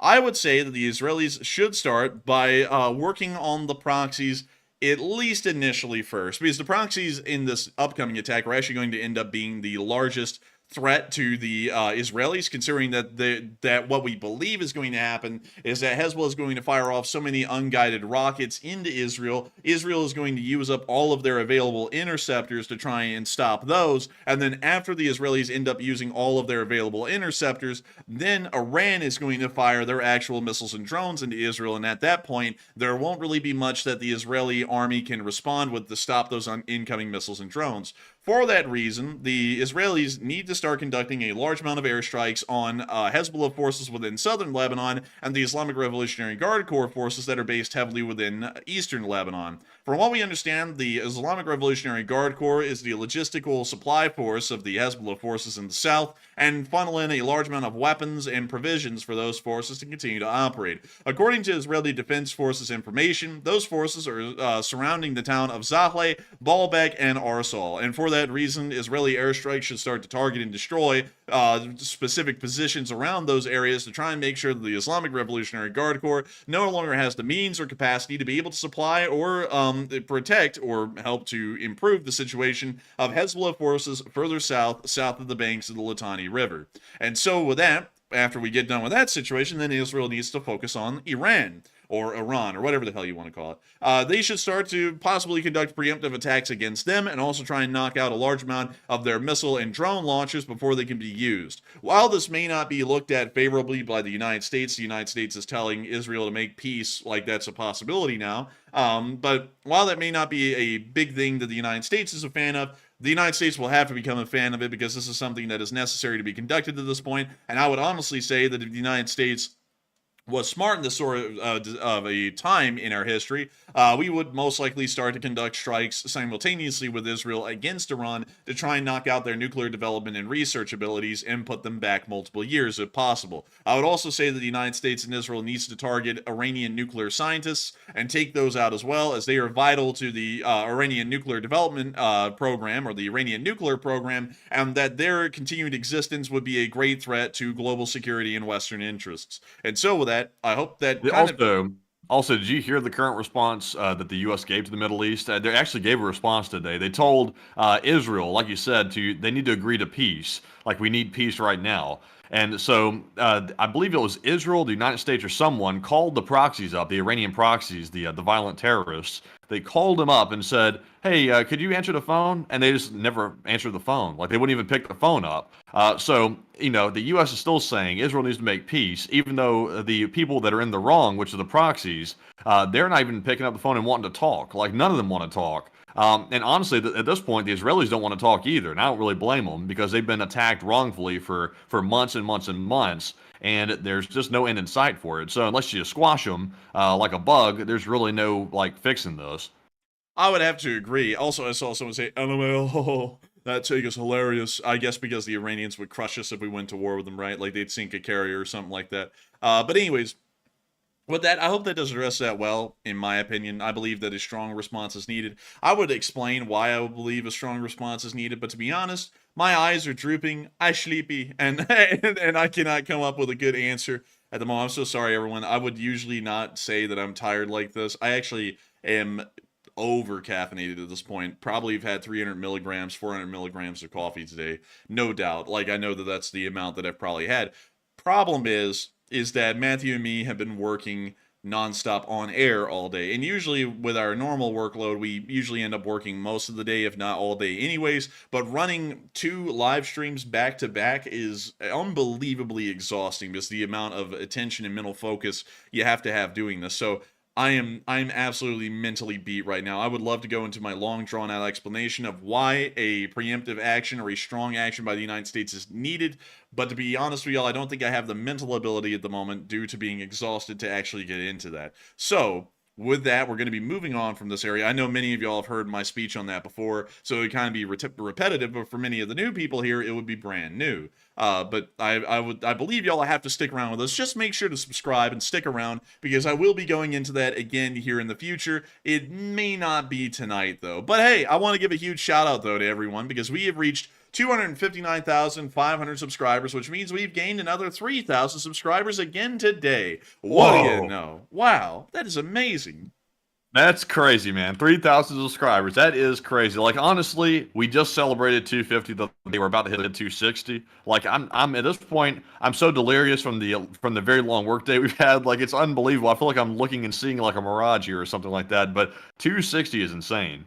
So it was about 3 days ago that we hit 250,000 subscribers, and we've now almost hit 260, which is really, really crazy. I mean, that's nuts. And I got to give a huge shout out to everyone who's subscribing so far. I got to give a huge shout out to everyone who is watching the stream right now as well, because there are still 14,000 of y'all here. At the peak tonight, we actually had 17.2 thousand people here, which is the biggest stream of the day. The other one earlier today got up to 16.8. But huge thanks to everyone who's been watching so far. If y'all have enjoyed, please make sure to subscribe. We would love to know that y'all would join us and listen to the news every single day. I can promise y'all, if y'all are thinking that this is a little bit of a low energy delivery tonight, y'all probably aren't thinking that, because honestly, most people on YouTube have like no energy at all. They're practically dead inside. So we probably even sound energetic right now, to be honest. But if y'all did enjoy the stream, make sure to subscribe. We are way more energetic than this most of the time, and we usually throw out a whole bunch of interesting fun facts and stuff like that. We have a load of jokes and everything that we do. Y'all will love it. I'm sure y'all would greatly enjoy it, because if y'all have enjoyed tonight is probably the lowest effort that I put into a stream. I hate to say that, because we're so tired tonight. But with that, we are now moving on from the area of the Middle East, and we are now moving back up and into Ukraine and to Kyiv, because it is time for us to cover the speech from President Volodymyr Zelenskyy here on day, and let me make sure that we're getting the right speech. Yep, day 900 of the war. It is the 900th day of war, and we have finally made it. We are 100 days away from day 1,000 of the war, and without further ado, here is the speech from President Volodymyr Zelenskyy. Дорогі українці, українки, нашим пріоритетом залишається максимальне посилення українського повітряного щита, нашої ППО, нашої бойової авіації. Щоночі, щодня протягом цієї війни українці страждають від російських ударів. Багато, дійсно багато вже зроблено для нашої можливості захищатися, але ще не все, що необхідно. Ми не припиняємо роботи з партнерами для того, щоб у нас було більше систем ППО та більше якісної підготовки і забезпечення усіх підрозділів захисників неба. Звичайно, один з ключових елементів повітряного щита будь-якої держави – це бойова авіація. На всіх рівнях ми маємо і надалі продовжувати говорити партнерам, що потрібно для закриття українського неба. Закриття від шахедів та від ракет, у тому числі від північно-корейських ракет. Минулої ночі наші воїни збили більше ніж 50 шахедів, було і 4 балістичні ракети. Росіяни запустили їх з Воронезької області. Ми фіксуємо всі місця, з яких російська армія завдає ударів. Також Білгородська область, Курська, інші райони. Тільки від початку цього літа і тільки з районів Курської області по нашій Сумщині було завдано майже 2000 ударів. Артилерія, міномети, дрони. Ми фіксуємо і кожен ракетний удар. І кожен з таких ударів заслуговує на справедливу відповідь. Одна з північно-корейських ракет сьогодні, на жаль, убила на Київщині 2 людей, батька з сином. 4 роки було хлопчику.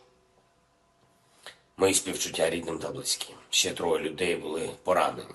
Їм надано необхідну допомогу. Наші експерти чітко встановили, яка це ракета, і точно знаємо, з якого району на російській території відбувся запуск. Буде цілком справедливим, щоб українці могли відповідати на цей терор саме так, як необхідно, щоб його зупинити. Відповідними далекобійними ударами по місцях запуску ракет з Росії, відповідним знищенням російської військової логістики. Терор повинен програвати завжди. Це базовий принцип захисту життя. І про це так само ми будемо і надалі говорити з партнерами, як ППО захищає життя, так і зняття обмежень на далекобійні удари збереже тисячі людських життів.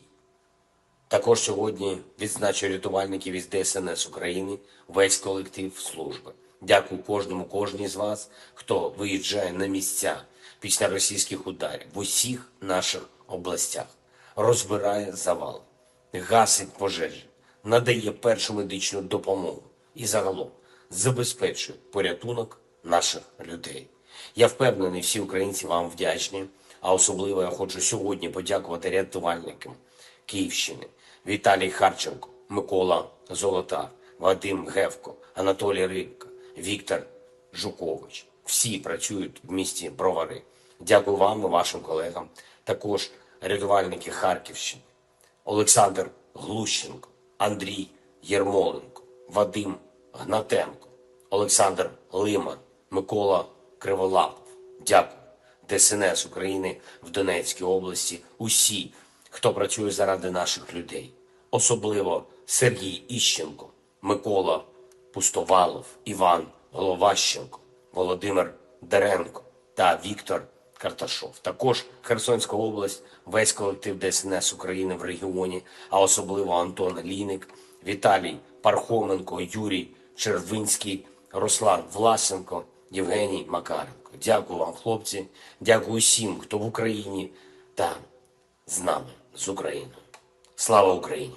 And And Heron Slava. And with that, that is the end of the speech from President Volodymyr Zelenskyy. And crazily enough, that wraps up this news segment today. After 2 entire streams, a short war summary, and everything else in between, that wraps up our news for day 900 of the war. The 900th day of war, and one hell of a way to start off the final 100 days until the 1000th day of the war. Today has been an absolutely crazy day from start to finish, with the amount of news that Matthew had to cover in his short war video alone, and that short war video has now ended up excelling to be one of the greatest that we've made so far, at least in terms of how many people have watched it. It has gotten up to about 350,000 views, an unbelievable number, and once again showing us that this channel is starting to enter a new era, an era that I never really believed that we would be able to make it to. There is a certain amount of people who watch world news content, really Western content like this, where we talk about things that are going on and try and pursue Western interests around the world. There's not a lot of people who do that, and there's not really a lot of people in reality who watch that kind of stuff on that kind of a vein. Most people try and go down the politics route, and you kind of end up getting corralled into one camp or the other. No one really does what we do, where we just walk the line, don't really pick a side, and we end up doing our own thing. Not a lot of people do that, and not a lot of people watch that. Like, I've said that time and time again right there, but still, what's crazy is that over these past few days, we've ended up going from 145,000 subscribers to 245,000 subscribers. We're almost up to 260,000 subscribers right now. Now we're only 400 subscribers away from being at 260. So far over the past 4 or 5 days, these streams have ended up reaching around 15 to 20,000 live viewers each time. Tonight is the same as well. We've gotten up to 17,200 live viewers at the peak of tonight's stream. We have gotten hundreds of thousands of views every single day. Yesterday, we got 750,000 views in a single day. Today is going to be even higher than that. We already have done the math, and we've already found out that today is probably going to be about 800 or 850,000 views in a single day.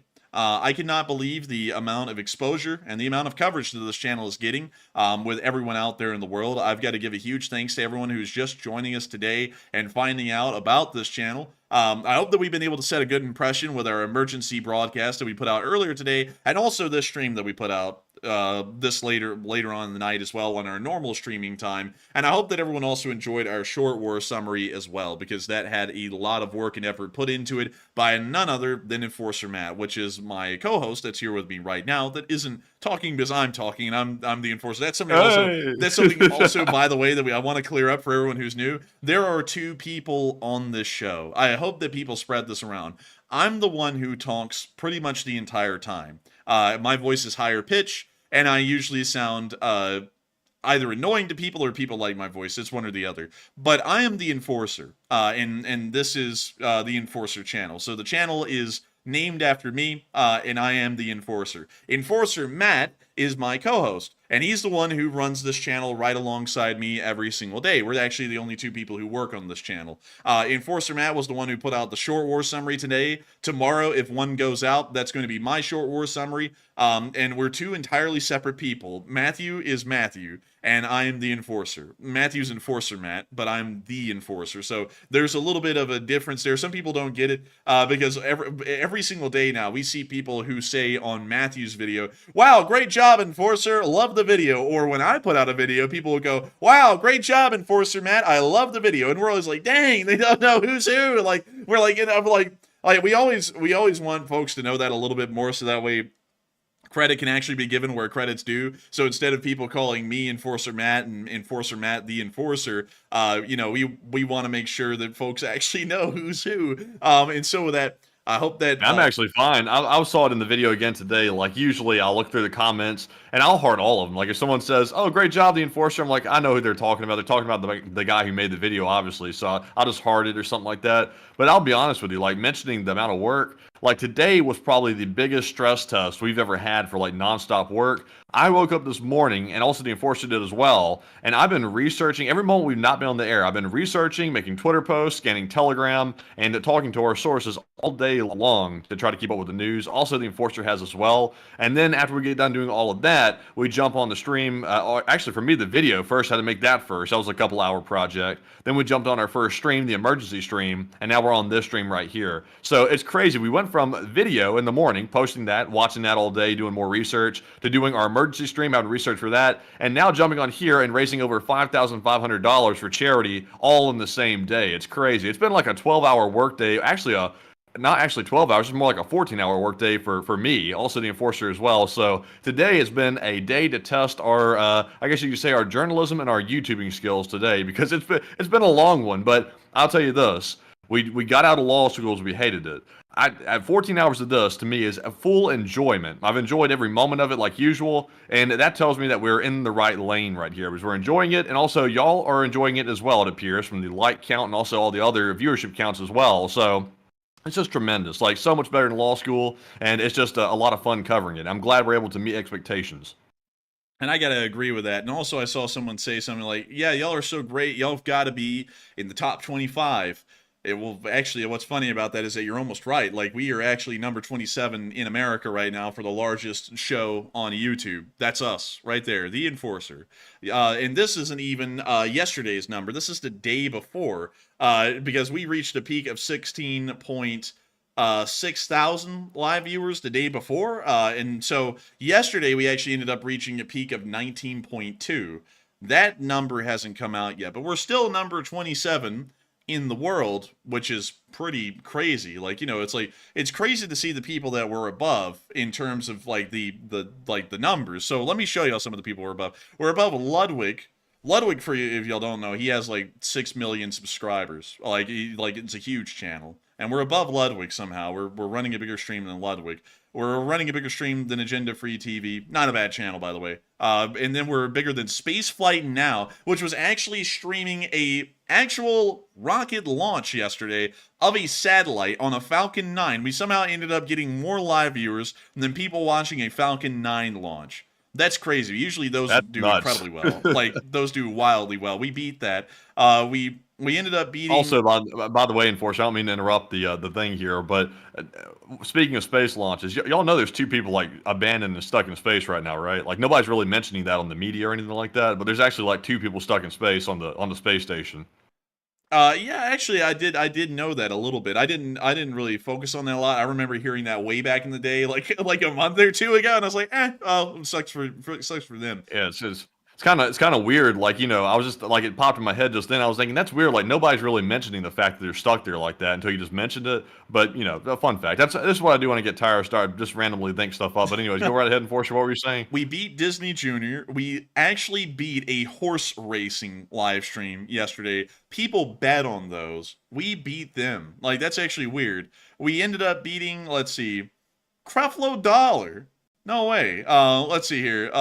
Who else? Joel Osteen. We ended up beating them. Let's see. NASA Spaceflight. We ended up beating NASA in a sense. We ended up beating an actual Ukrainian channel right here. I believe that's a Ukrainian channel.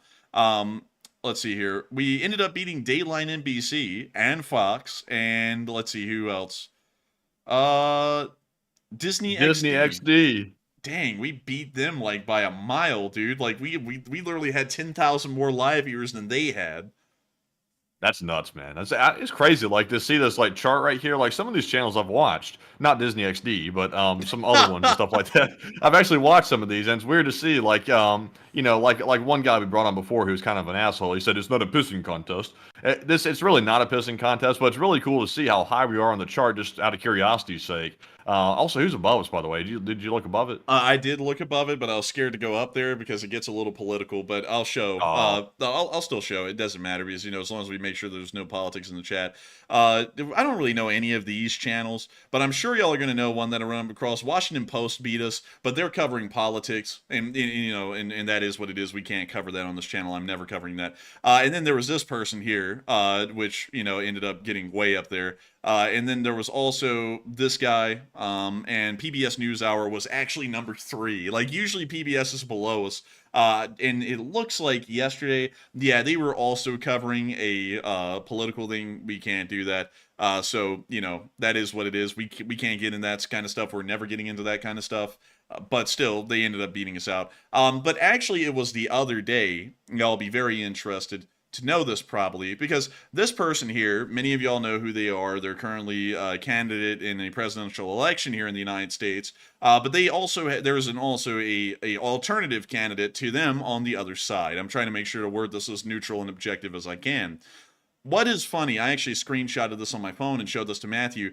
They were running a live stream the other day, the day before this statistic came out, and we were literally only 5 slots below them and about 600 live viewers short on their live stream. Like, they were hardly above us at all. And I was like, there's no way. Because we all have to remember here, this is a small channel. I mean, this is just me and Matthew. We're in a basement right now on 2 computers running news, world news for all of y'all. We're somehow coming within shooting, well, actually, that's a very bad way of putting that, but we are coming within a very close spitting distance, nearly, of major political candidates that are known across the entirety of the United States, and we're getting close to beating their live streams. That is crazy to me. It's absolutely insane. Like, when you really think about that, that's absolutely nuts. And what's even crazier is that we don't get into politics at all, and we're still about to beat these people on running a show. And so I got to say, really cool stuff. We are so proud to be in the position we are, and I can't say that enough, because the reason why we point all of this out and we talk about how great the channel is doing, it's not to stroke our own ego. It's really to talk about all of y'all and to say how unbelievably humbled and grateful we really are for all of y'all to be here. Y'all could be anywhere else. This could be anyone else's channel, and y'all could be listening to someone else's news. And the fact that y'all choose this channel to watch, it's a truly phenomenal thing to Matthew and me. We can't believe it. We talk about it every day at this point, especially over the past few days with the channel growing like the monolith it is at this point. We've been talking about this a lot, and we've been saying that it's so crazy to have all of y'all here, have all of y'all enjoying these streams, to really become one of the premier voices of news around the world at this moment on live news. We are becoming that voice, and it's crazy to see that starting to happen. We are going, at this point, to start hitting the radars of much larger networks, like the ones we're beating on stream at this point. People like Fox, people like CNN. These very politicized news organizations are watching this non-political show, this non-political news channel, beat them every single night on live streams on YouTube. And a lot of these channels know that the mainstream media's main form, which is television, is dying. The ratings are dropping every year. People aren't watching television like they used to. So they're starting to eyeball this kind of a space here on YouTube, like live streams, as their next location to be and pretty much dwell every single day. And so they're watching. We've actually been reached out to. Well, not one wasn't a reaching out. I just actually discussed something with them, but we were reached out by one mainstream channel about a certain documentary that they want us to talk about and also take a peek at and also maybe commentate on as well. And we were also speaking to a different military analyst on a different mainstream news channel. So they're definitely watching. Like, they're definitely taking note of our channel here, which is really weird because I would have never expected that. But apparently the news reporters on mainstream lurk around YouTube as well, I guess looking for news to put on their show or something like that. I'm really not sure, but kind of interesting. Like, there's probably actually a decent amount of reporters that have seen the show or at least heard of it. And also, Matthew, what I was trying to get at there was that these people are watching. Like Matthew said, we are talking to some of the people who work at these networks on Twitter. They watch. Their executives are most likely watching. And they're watching a channel succeed in a way that they never thought a channel could succeed, in a non-political format. We may have a chance here on this channel, a legitimate, true chance at becoming the leading trend, the way that news will turn back into. And if that is the case, I would be very proud of that, even if we get completely forgotten in the big picture historically, and the news space starts to change into an objective and neutral, non-political kind of a format like we have here. And they do that because of our channel doing this well on YouTube, and this is where they're pretty much having to move into at this point to keep running a business. That would be a kind of lasting legacy I would be incredibly proud to have spearheaded, is the return back to actual news instead of political editorialism like we're seeing right now in most major media. And so with that, I hope that does address that incredibly well. Once again, a huge thanks and a huge shout out to everyone who's been watching so far tonight, the 10.6 thousand of y'all who are still here right now, all of the folks who have liked, commented, and subscribed so far tonight. A huge shout out to every single one of y'all, because y'all help this channel's mission to continue to be possible in supporting Western and American interests around the world. And not only that, our secondary objective of trying to use at least our major growth and sway in a form to start transforming the news sphere back from a very politicized world to a non-politicized and objective sort of news coverage. And so with that, I hope that does address that incredibly well. A huge thanks once again. And Matthew, with that, I understand that we got a couple of questions to round out tonight. And so take it on away, Matthew. All right, so moving into our final question segment of the night on this very, very big fundraiser night, we actually have some more top donors to call off. They've thrown in a massive support to the fundraiser. So first up, we had a 500 from Griffin Provenzano, which is massive support. I think that might be one of the largest donations of the night. And also we had a 200 from Purple Gerbil. And also we had a 100 from Old Warrior, Just Chillin', as well as Trister1, Jeff Peppers. And then we had a 50 from LSA Sergeant Figment, as well as Mike Smith, SG Liadias, I think. Hopefully, I'm not butchering that. And then we had a 50 from Ryan, as well as a 50 from Dixie LaFleur, as well as Rockwell Crunk and Axel K. And once again, huge shout out to those top donors we just called off and all the other top donors of the night. And also to everyone else that we were sadly not able to call off because there was simply such a large volume of donations. Huge shout out to you all, because you all brought us up to $5,688 raised for Nova for Ukraine, which is a tremendously good charity that does really good work on many different fronts in the Ukrainian country. So we appreciate it very much. And Enforcer, what say you? I gotta give a huge shout out to everyone who has supported the fundraiser again tonight. Of course,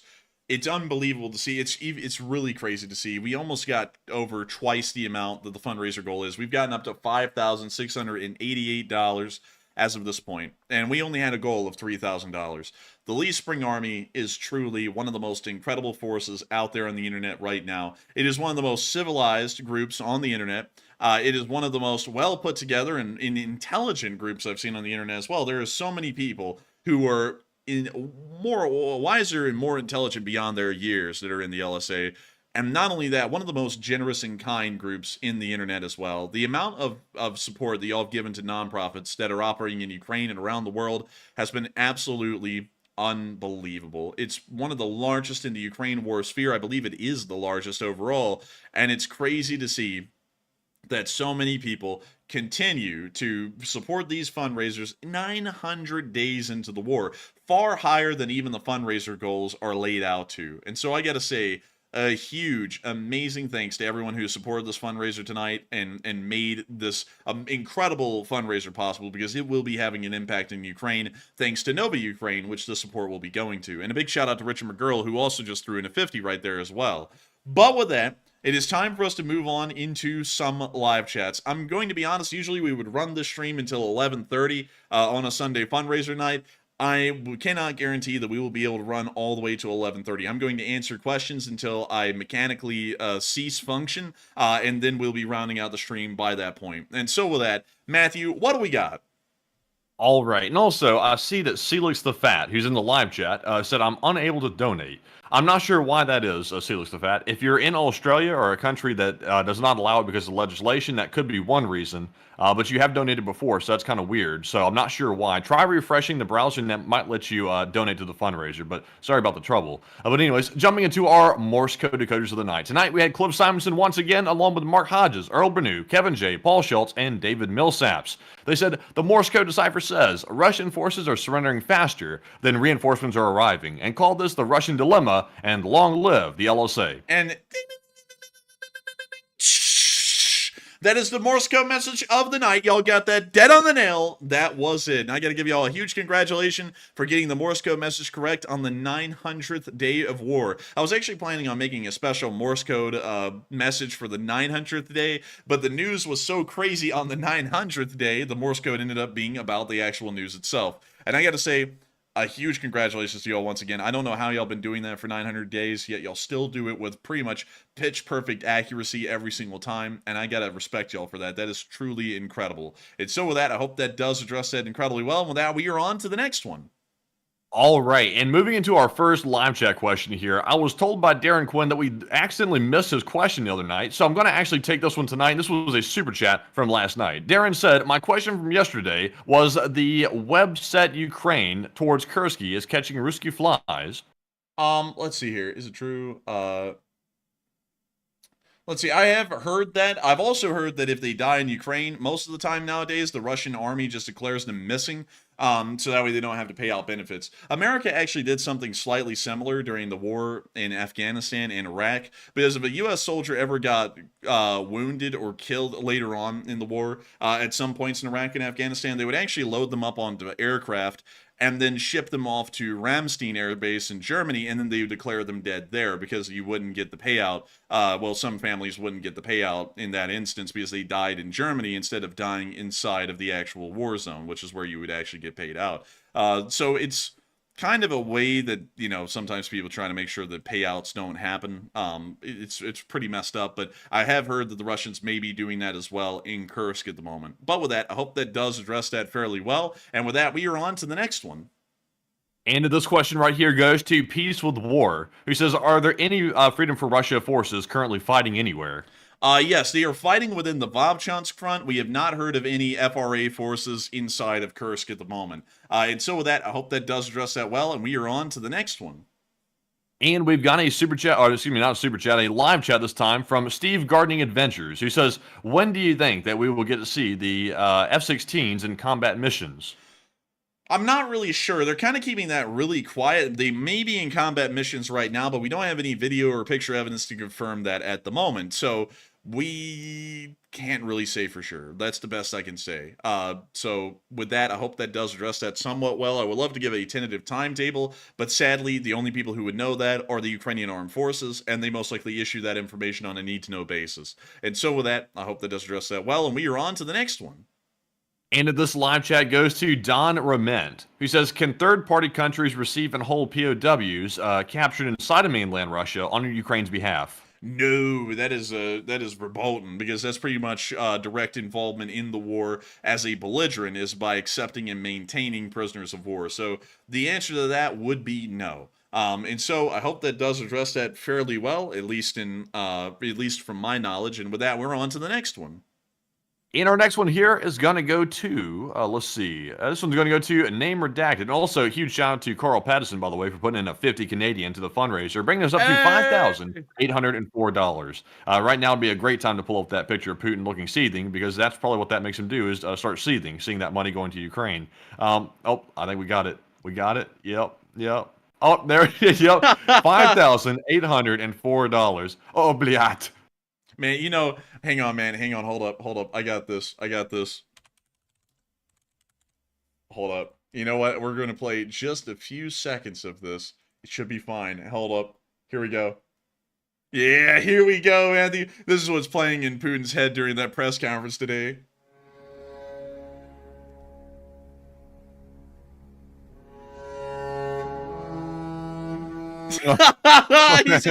That's a dreary music. That fits the scene. Dude, he's just slipping into like manic depressive episodes or something like that. He's like, I have to kill them. I have to kill them. Oh, something like that. He's probably like, I would do some crazy shit. You don't even know. Like, it's a dude. Like, but that really is the remember when he was on the Tucker Carlson interview, everyone, and he was acting so well put together and so confident in Russia and himself and everything, and now he looks like that. What a 180. I mean, that was a complete change. Look at that crier. Like, or something like that. Like, look at that. look at that bitch boy. Like, goodness, look at him. But beyond that, I hope that does kind of address that fairly well. But, I mean, how the hell can I talk about this, y'all, when we have our problems here in America? I mean, we should fix our problems in America before we start focusing overseas. Like, everyone else has their shit together. I mean, the Russians literally have no problems inside of Russia. Everything has been taken care of. The Chinese, everything has been taken care of. America must retreat from the world because we suck, basically. I mean, I love America. I love the country, but I'm going to be the most outspoken voice of hatred against the United States. Says every single person who ever does that line of talking ever. That won't be me. I would be a fool to do something like that, because that's absolutely a stupid way of thinking. But we have run into a decent amount of people recently who do think like that, and I don't know how they do it, y'all. Like, they'll sit there, like, you know who I'm talking about, Matthew. They'll say, I love the United States, I would die for this country, and then they shit on America, like they hate America. Like, no misconception about it. They hate everything about it. The people living in it, what we do, our military, our government, the economy, how the economy runs. Every single thing about it, they hate it. And they don't dislike it and want it to change in a certain way. They just hate it and want to destroy it. And I've seen a lot of people like that recently. And it's really wild to see them, because I don't know how in the world they can hate America and then say that they love it at the same time. It's like, you obviously hate it. Like, that's like saying, I'm not a bank robber, and then you go rob a bank. It's like, well, you are a bank robber. It's like you robbed a bank.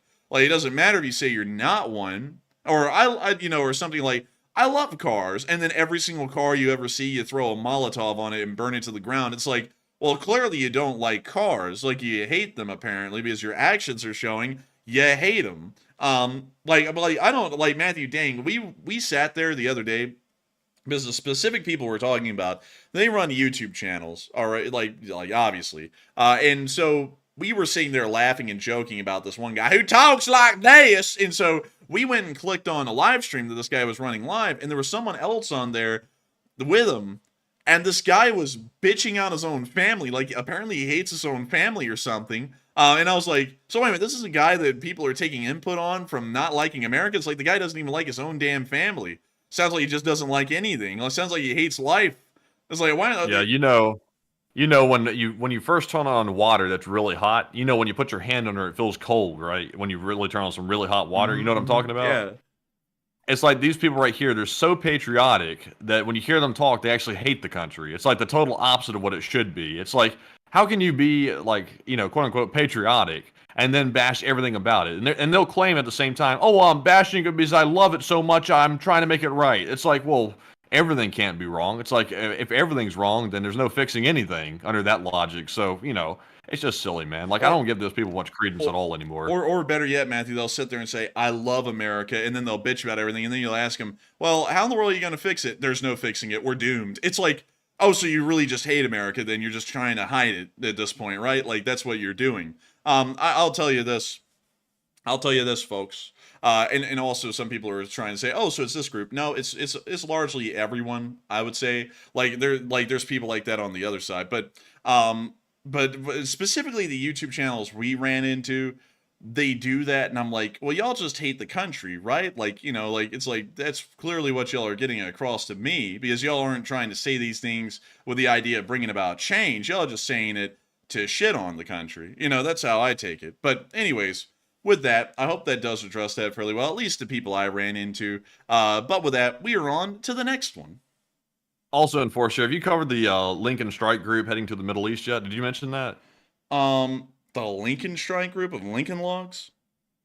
No, it's I'll just say it right here. I don't think we covered it. I can't recall. Let me know if we said anything about it. But currently, we're being told by U.S. Central Command on Twitter that the USS Abraham Lincoln Carrier Strike Group has been ordered to accelerate its transit as fast as possible to the Middle East, and it's equipped with F-35C fighters, along with all the usual trimmings and trappings of a carrier strike group. And it looks like they're being told to go full steam ahead to the Middle East in anticipation for a imminent Iranian attack. So we have even more assets going there, which indicates that an attack probably is imminent. But of course, we don't know the time frame. It's an impossibility to actually tell you the time frame because it's just an unpredictable situation. But it is heading there really fast right now. We're being told that by the U.S. Secretary of Defense.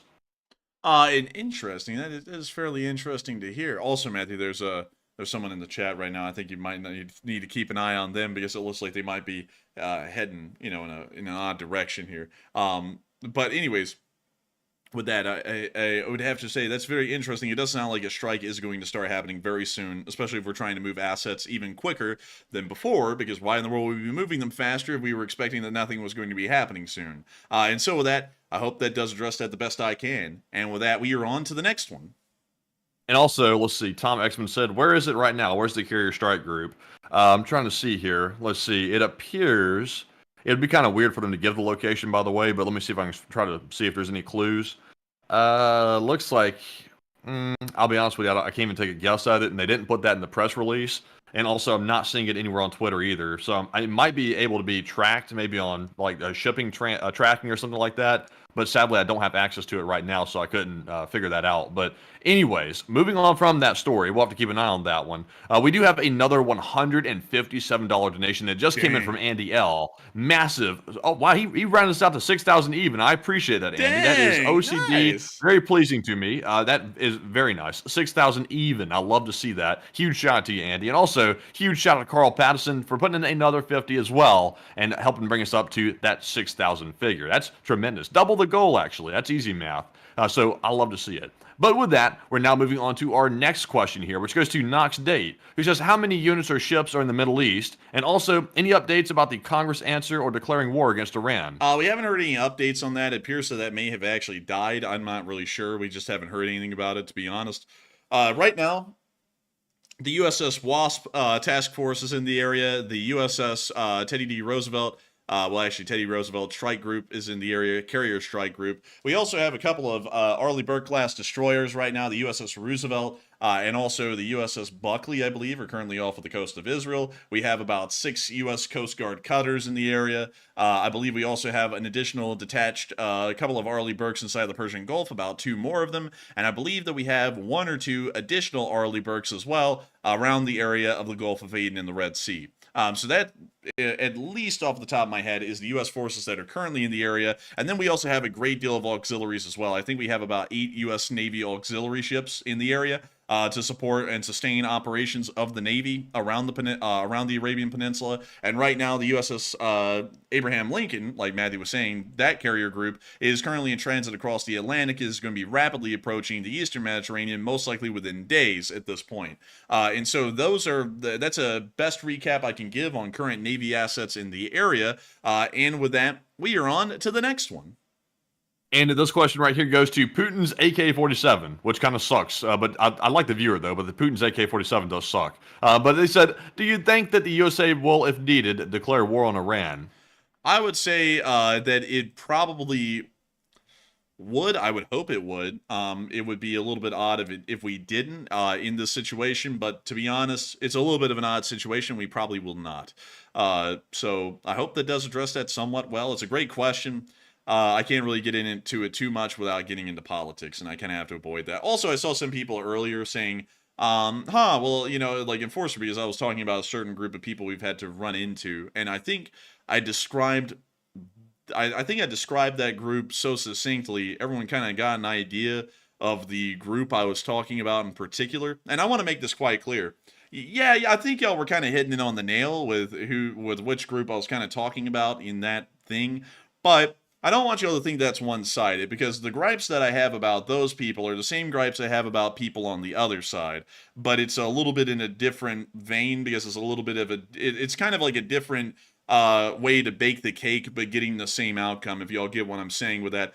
So while that complaint's on them, that's because I had to deal with those people the most recently, and those people are some pretty goofy people. I mean, they are, but then again, let me say this. Let me make it fair, and I'll talk about one person that's on the other side from those people, and y'all all know who he is. It's the hot dog man. And the hot dog man is on the other side of that coin, and because now y'all kind of get an idea of what sides I'm talking about here.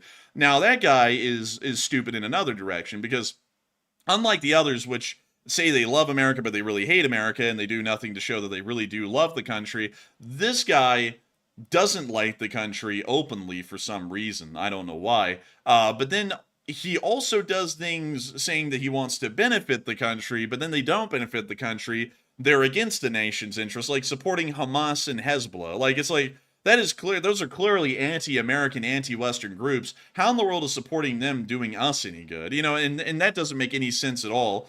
But La La Land, it's La La Land in all directions, to be honest with y'all. At least from what I've seen, we've also been attacked from all directions as well. So I'm not really inclined to really like or agree or support any of them. It makes our no politics rule really easy to enforce when you look around and you're like, wow, I would not want to agree with any of these people on any of the stupid stuff they say. And so that's kind of where we are right now with that. The best way to explain it, not getting into politics or anything. Well, actually, let me give you all the caveats of that rule. We can talk about it a little bit as long as we equally praise or equally condemn both sides at the same time. That's why I had to take a moment to talk about the other side there, because I had to make sure that it falls within our no politics rule. Because if I do say anything that seems like it may be on a political vein, I have to make sure to condemn both sides at the same time or praise both sides at the same time, so that we were not showing an inherent bias. So I hope that kind of puts out that the no politics rule that we have, making sure to follow within the guidelines and the framework of that, because I will tell y'all, I look at those groups and I'm like, how in the world is it, I just don't get it. But anyways, with that, we are on to the next one. All right, and real quick, I see a lot of people asking about this. They say, what assets, I think Andy L. also asked about this as well. He said, what assets are actually in the region? He said, how many carrier strike groups are out here near the Middle East? And Enforcer, if you'll real quick pull something up for me so that way I can show it where it makes more sense. It's reposted at the top of our Twitter page, and it's a graph from Ian Ellis, who's a really good Twitter page, by the way. He does really good tracking of Navy deployments and assets, and showed that little chart on the screen so that way we can see the ships on the graphic. Oh yeah, we've shown this before. Good one, Matthew, good one. So this is the current deployment of forces in the area. We have the Roosevelt Carrier Strike Group. That when this was made, It was current. Wait, hang on. When was this posted? When was this posted? When August 2nd? This was Okay. on April 2nd, or So, not April, but August. so this is back when I actually covered it. So there's been some changes. The Roosevelt is in the Persian Gulf at the moment.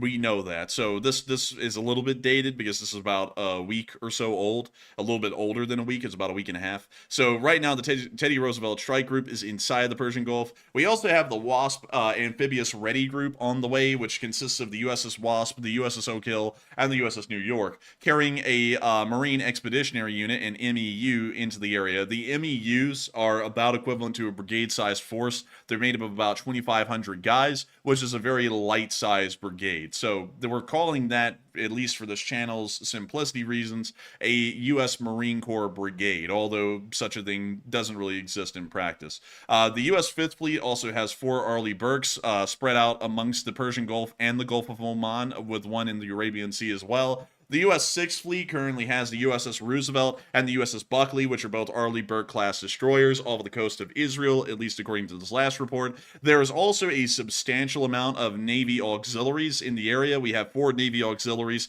in the Persian Gulf, the Gulf of Oman, and the Arabian Sea, supporting the U.S. Fifth Fleet that is currently in that area, as well as the Roosevelt Strike Group. And we also have 2 auxiliaries somewhere in the Mediterranean, most likely supporting and supplying the U.S. Sixth Fleet's destroyers, as well as the WASP Amphibious Ready Group. We then have some NAVCENT task force vessels that are kind of spread out around Bahrain and Qatar. These are made up of some smaller vessels. And then we also have U.S. Coast Guard cutters that are currently operating around Bahrain and Qatar as well. Those equal about 6 in number. They're not incredibly strong in terms of firepower, but still, they are naval assets we have available in the area. So this is currently about the best look that we have at the naval forces that are in this area, and I hope that explains it a lot better. But once again, like I was saying a little while ago, about 4 Arleigh Burkes around the Persian Gulf, 2 Arleigh Burkes off the coast of Israel, the WASP Ready Group is somewhere around Israel as well, and the Roosevelt is somewhere in the Persian Gulf, and then a large amount of auxiliary spread out in between. And so with that, I hope that does address that fairly well. Actually, I ended up getting most of that correct, Matty, without looking at that graph. The photographic memory, man, it came in clutch. But with that, we are on to the next one. And our next question here also deals with the Middle East as well. It's from Richard Head, and he says, what Air Force assets are in the Middle East? Right now, we understand that a United States Air Force F-22 fighter wing is currently in the Middle East. That consists of about 12 F-22s. We also know, let's see, are they talking about Allied or coalition era assets or just American era assets? I think he means just the U.S. assets. So I don't know the exact numbers beyond the others. We know that there's 12 F-22s there. We also have some F-16s and F-15s in the area. I can't give you an exact number on those because we don't really know that. I'd have to declare ignorance at the moment on that. But we do have some F-15s and some F-16s in the area. We then have the FA-18s, the Super Hornets that are based off of the USS Teddy Roosevelt. We also will have possibly, I don't think there are any F-35s on the USS Wasp, but we will have Ospreys, helicopters, the Marine Corps rotary wing aviation that'll be off of the USS Wasp. And then I think that's about it at the moment, beyond the U.S. Army Aviation Corps helicopters that are also in the area as well. But those are mostly transport helicopters from what I understand. And I don't think there's any rotary attack aviation wings in that area that are being operated by the Army, or at least not a lot of them because I haven't seen or heard much about them. So I hope that addresses that fairly well, at least from what I know. And with that, we are on to the next one. All right, and this question right here goes to Purple Gerbil, who says, Enforcer Matt, do you know if Moscow and the USA are talking about Kursk? And I would say personally, one thing that people get a little confused about, and I learned this in political science, when the president says that they're not actively talking to the party that's the enemy, that does not mean that the U.S. is not in communication with the enemy. And right now, the U.S. probably most likely is in constant contact with the Russian authorities in some way, shape, or form. It's not uncommon whatsoever for the United States Defense Secretary to call up the Russian Defense Minister and have normal conversations with them, even if we're in a really bad relationship like we are right now. They will call up and discuss things just right off the cuff. And that same thing goes with China as well. So I'm sure they probably are discussing that. I'm not sure what they're discussing, though. That's up for debate. But it's probably having something to do with de-escalation. But Enforcer, what say you? I would have to agree with that. That is true. There's always some talk going on in the background. A lot of people don't know this, but in World War II, the U.S. government was almost in an endless amount of communication with the Nazi Germans. And that's something that people don't know. It doesn't mean that we were collaborating with them or we were scheming stuff with them. Usually it was stuff like, hey, Himmler, kill Hitler. And then Himmler was like, I'll put that under consideration. And they were like, whoa, wait a minute, what? Like, do you know that, Matthew? Did you, like, actually know we tried to get Himmler to kill Hitler in the middle of the war? And he said, he didn't tell Hitler about it. He said, I'll take that under advisement. No joke. I actually didn't know that. Yeah, we were shocked at that. Like, when that happened, we were like, what? We were like, wait a minute, he might actually do it. And so there was actually a time where Himmler was about to start planning killing Hitler, which was crazy, but it didn't end up panning out or even getting close to really happening until the end of the war. But anyways, beyond that, I hope that kind of addresses that fairly well about governments keeping in communication with each other. There usually always is a string of communication going on, even when formal like, what should we call it? Relations? Yeah, formal relations have collapsed. Usually there's some kind of a carrying on of communication in the background in some form. And so with that, I hope that does address that fairly well. And with that, we are on to the next one. And this one right here also goes to, looks like Old Warrior, who says, did you see where a Russian soldier was forced to record an apology for saying that the Chechens ran away? I did see that. The Akhmat actually was spending their time on lunch break gathering up Russians that admitted that they fled the lines and intimidating them to say that they never fled the lines and that they were heroes. So I did see that. We just never showed that on the channel. But with that, I hope that does address that well, and we are on to the next one. And this one right here goes to Name Redacted, who says, could Ukraine make it to Moscow at the current rate? Probably not. I would doubt Moscow, but they can certainly make it to Kursk and maybe to Oriel, but Oriel's a bit of a stretch. And so with that, I hope that does address that the best I can. And with that, we are on to the third to last question of the night. All right, and this one goes to Michael Beach. He said, is Israel's previous claim of a quote-unquote new gold standard in combatant to civilian casualties true? He says, I'm sure it would be hard to put into numbers, and I feel like both sides might be too biased. Well, from what we know, the Israelis aren't necessarily going to be the gold standard in mitigating civilian casualties, generally because the battlefield environment in the Gaza Strip is not conducive to reduced civilian casualties. It's going to produce incredibly high civilian casualties because it's the most densely populated area of the world. And so I would have to say that's not really the case. Maybe it'll be different in Lebanon, but there will be civilian casualties in any Israeli operation because that's just kind of what happens. I mean, usually the forces they're fighting against, they use civilians as shields, so then it becomes almost impossible to engage and destroy the enemy unless you potentially end up engaging and destroying civilians as well.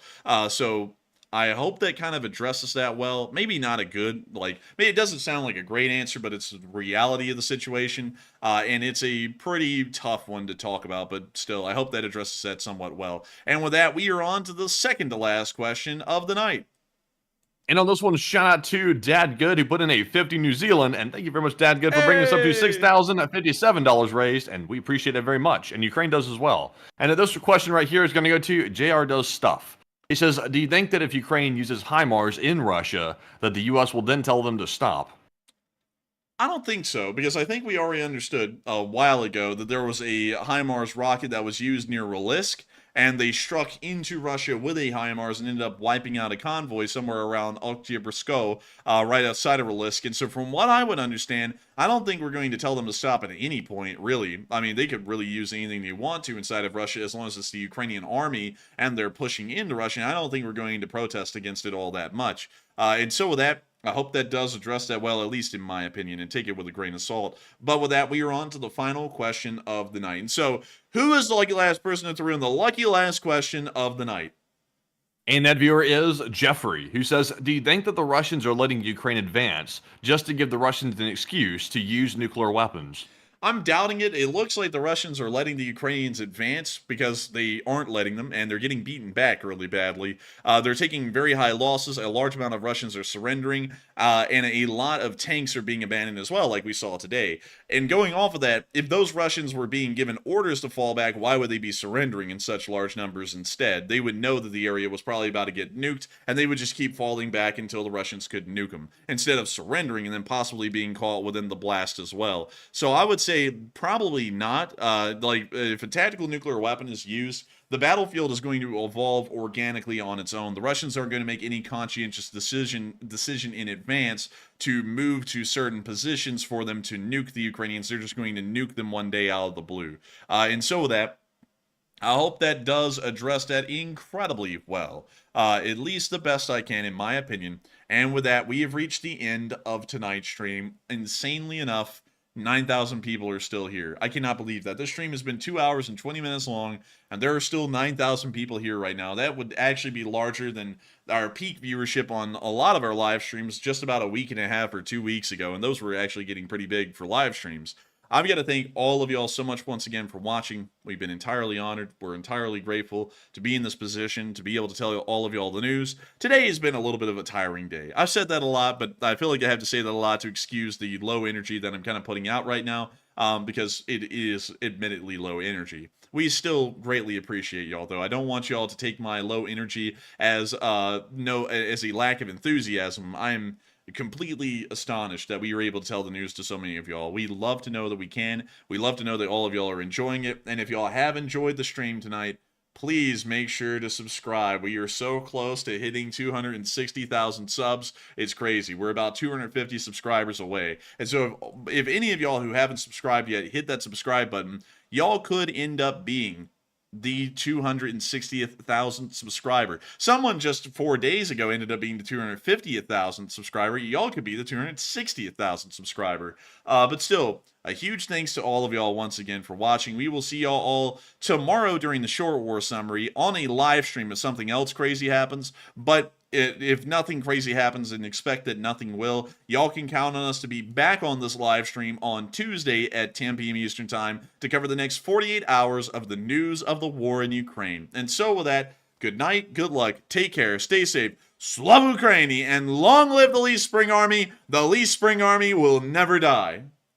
And yes, indeed, the Leaf Spring Army will never die. And once again, thank you all for joining us on today, which was a marathon of a stream day and also a video day and just an all-around news day as well. Just crazy today. And maybe tomorrow will be maybe a restful day, but honestly, with the way things are going, I highly doubt that. So we might be seeing you tomorrow in a short war video or a stream maybe as well, while I stutter my way through all of that because my mind is going. But maybe we'll see you then. But in the meantime, Slava Ukraine, Hero Slava, thank you all for another fantastic fundraiser stream, and we appreciate everybody watching and also subscribing as well. And with that, we'll see you all maybe tomorrow, and get some rest and good night. And put an LSA in the chat, and Slava Ukraini, Heroem Slava, and long live the Least Spring Army.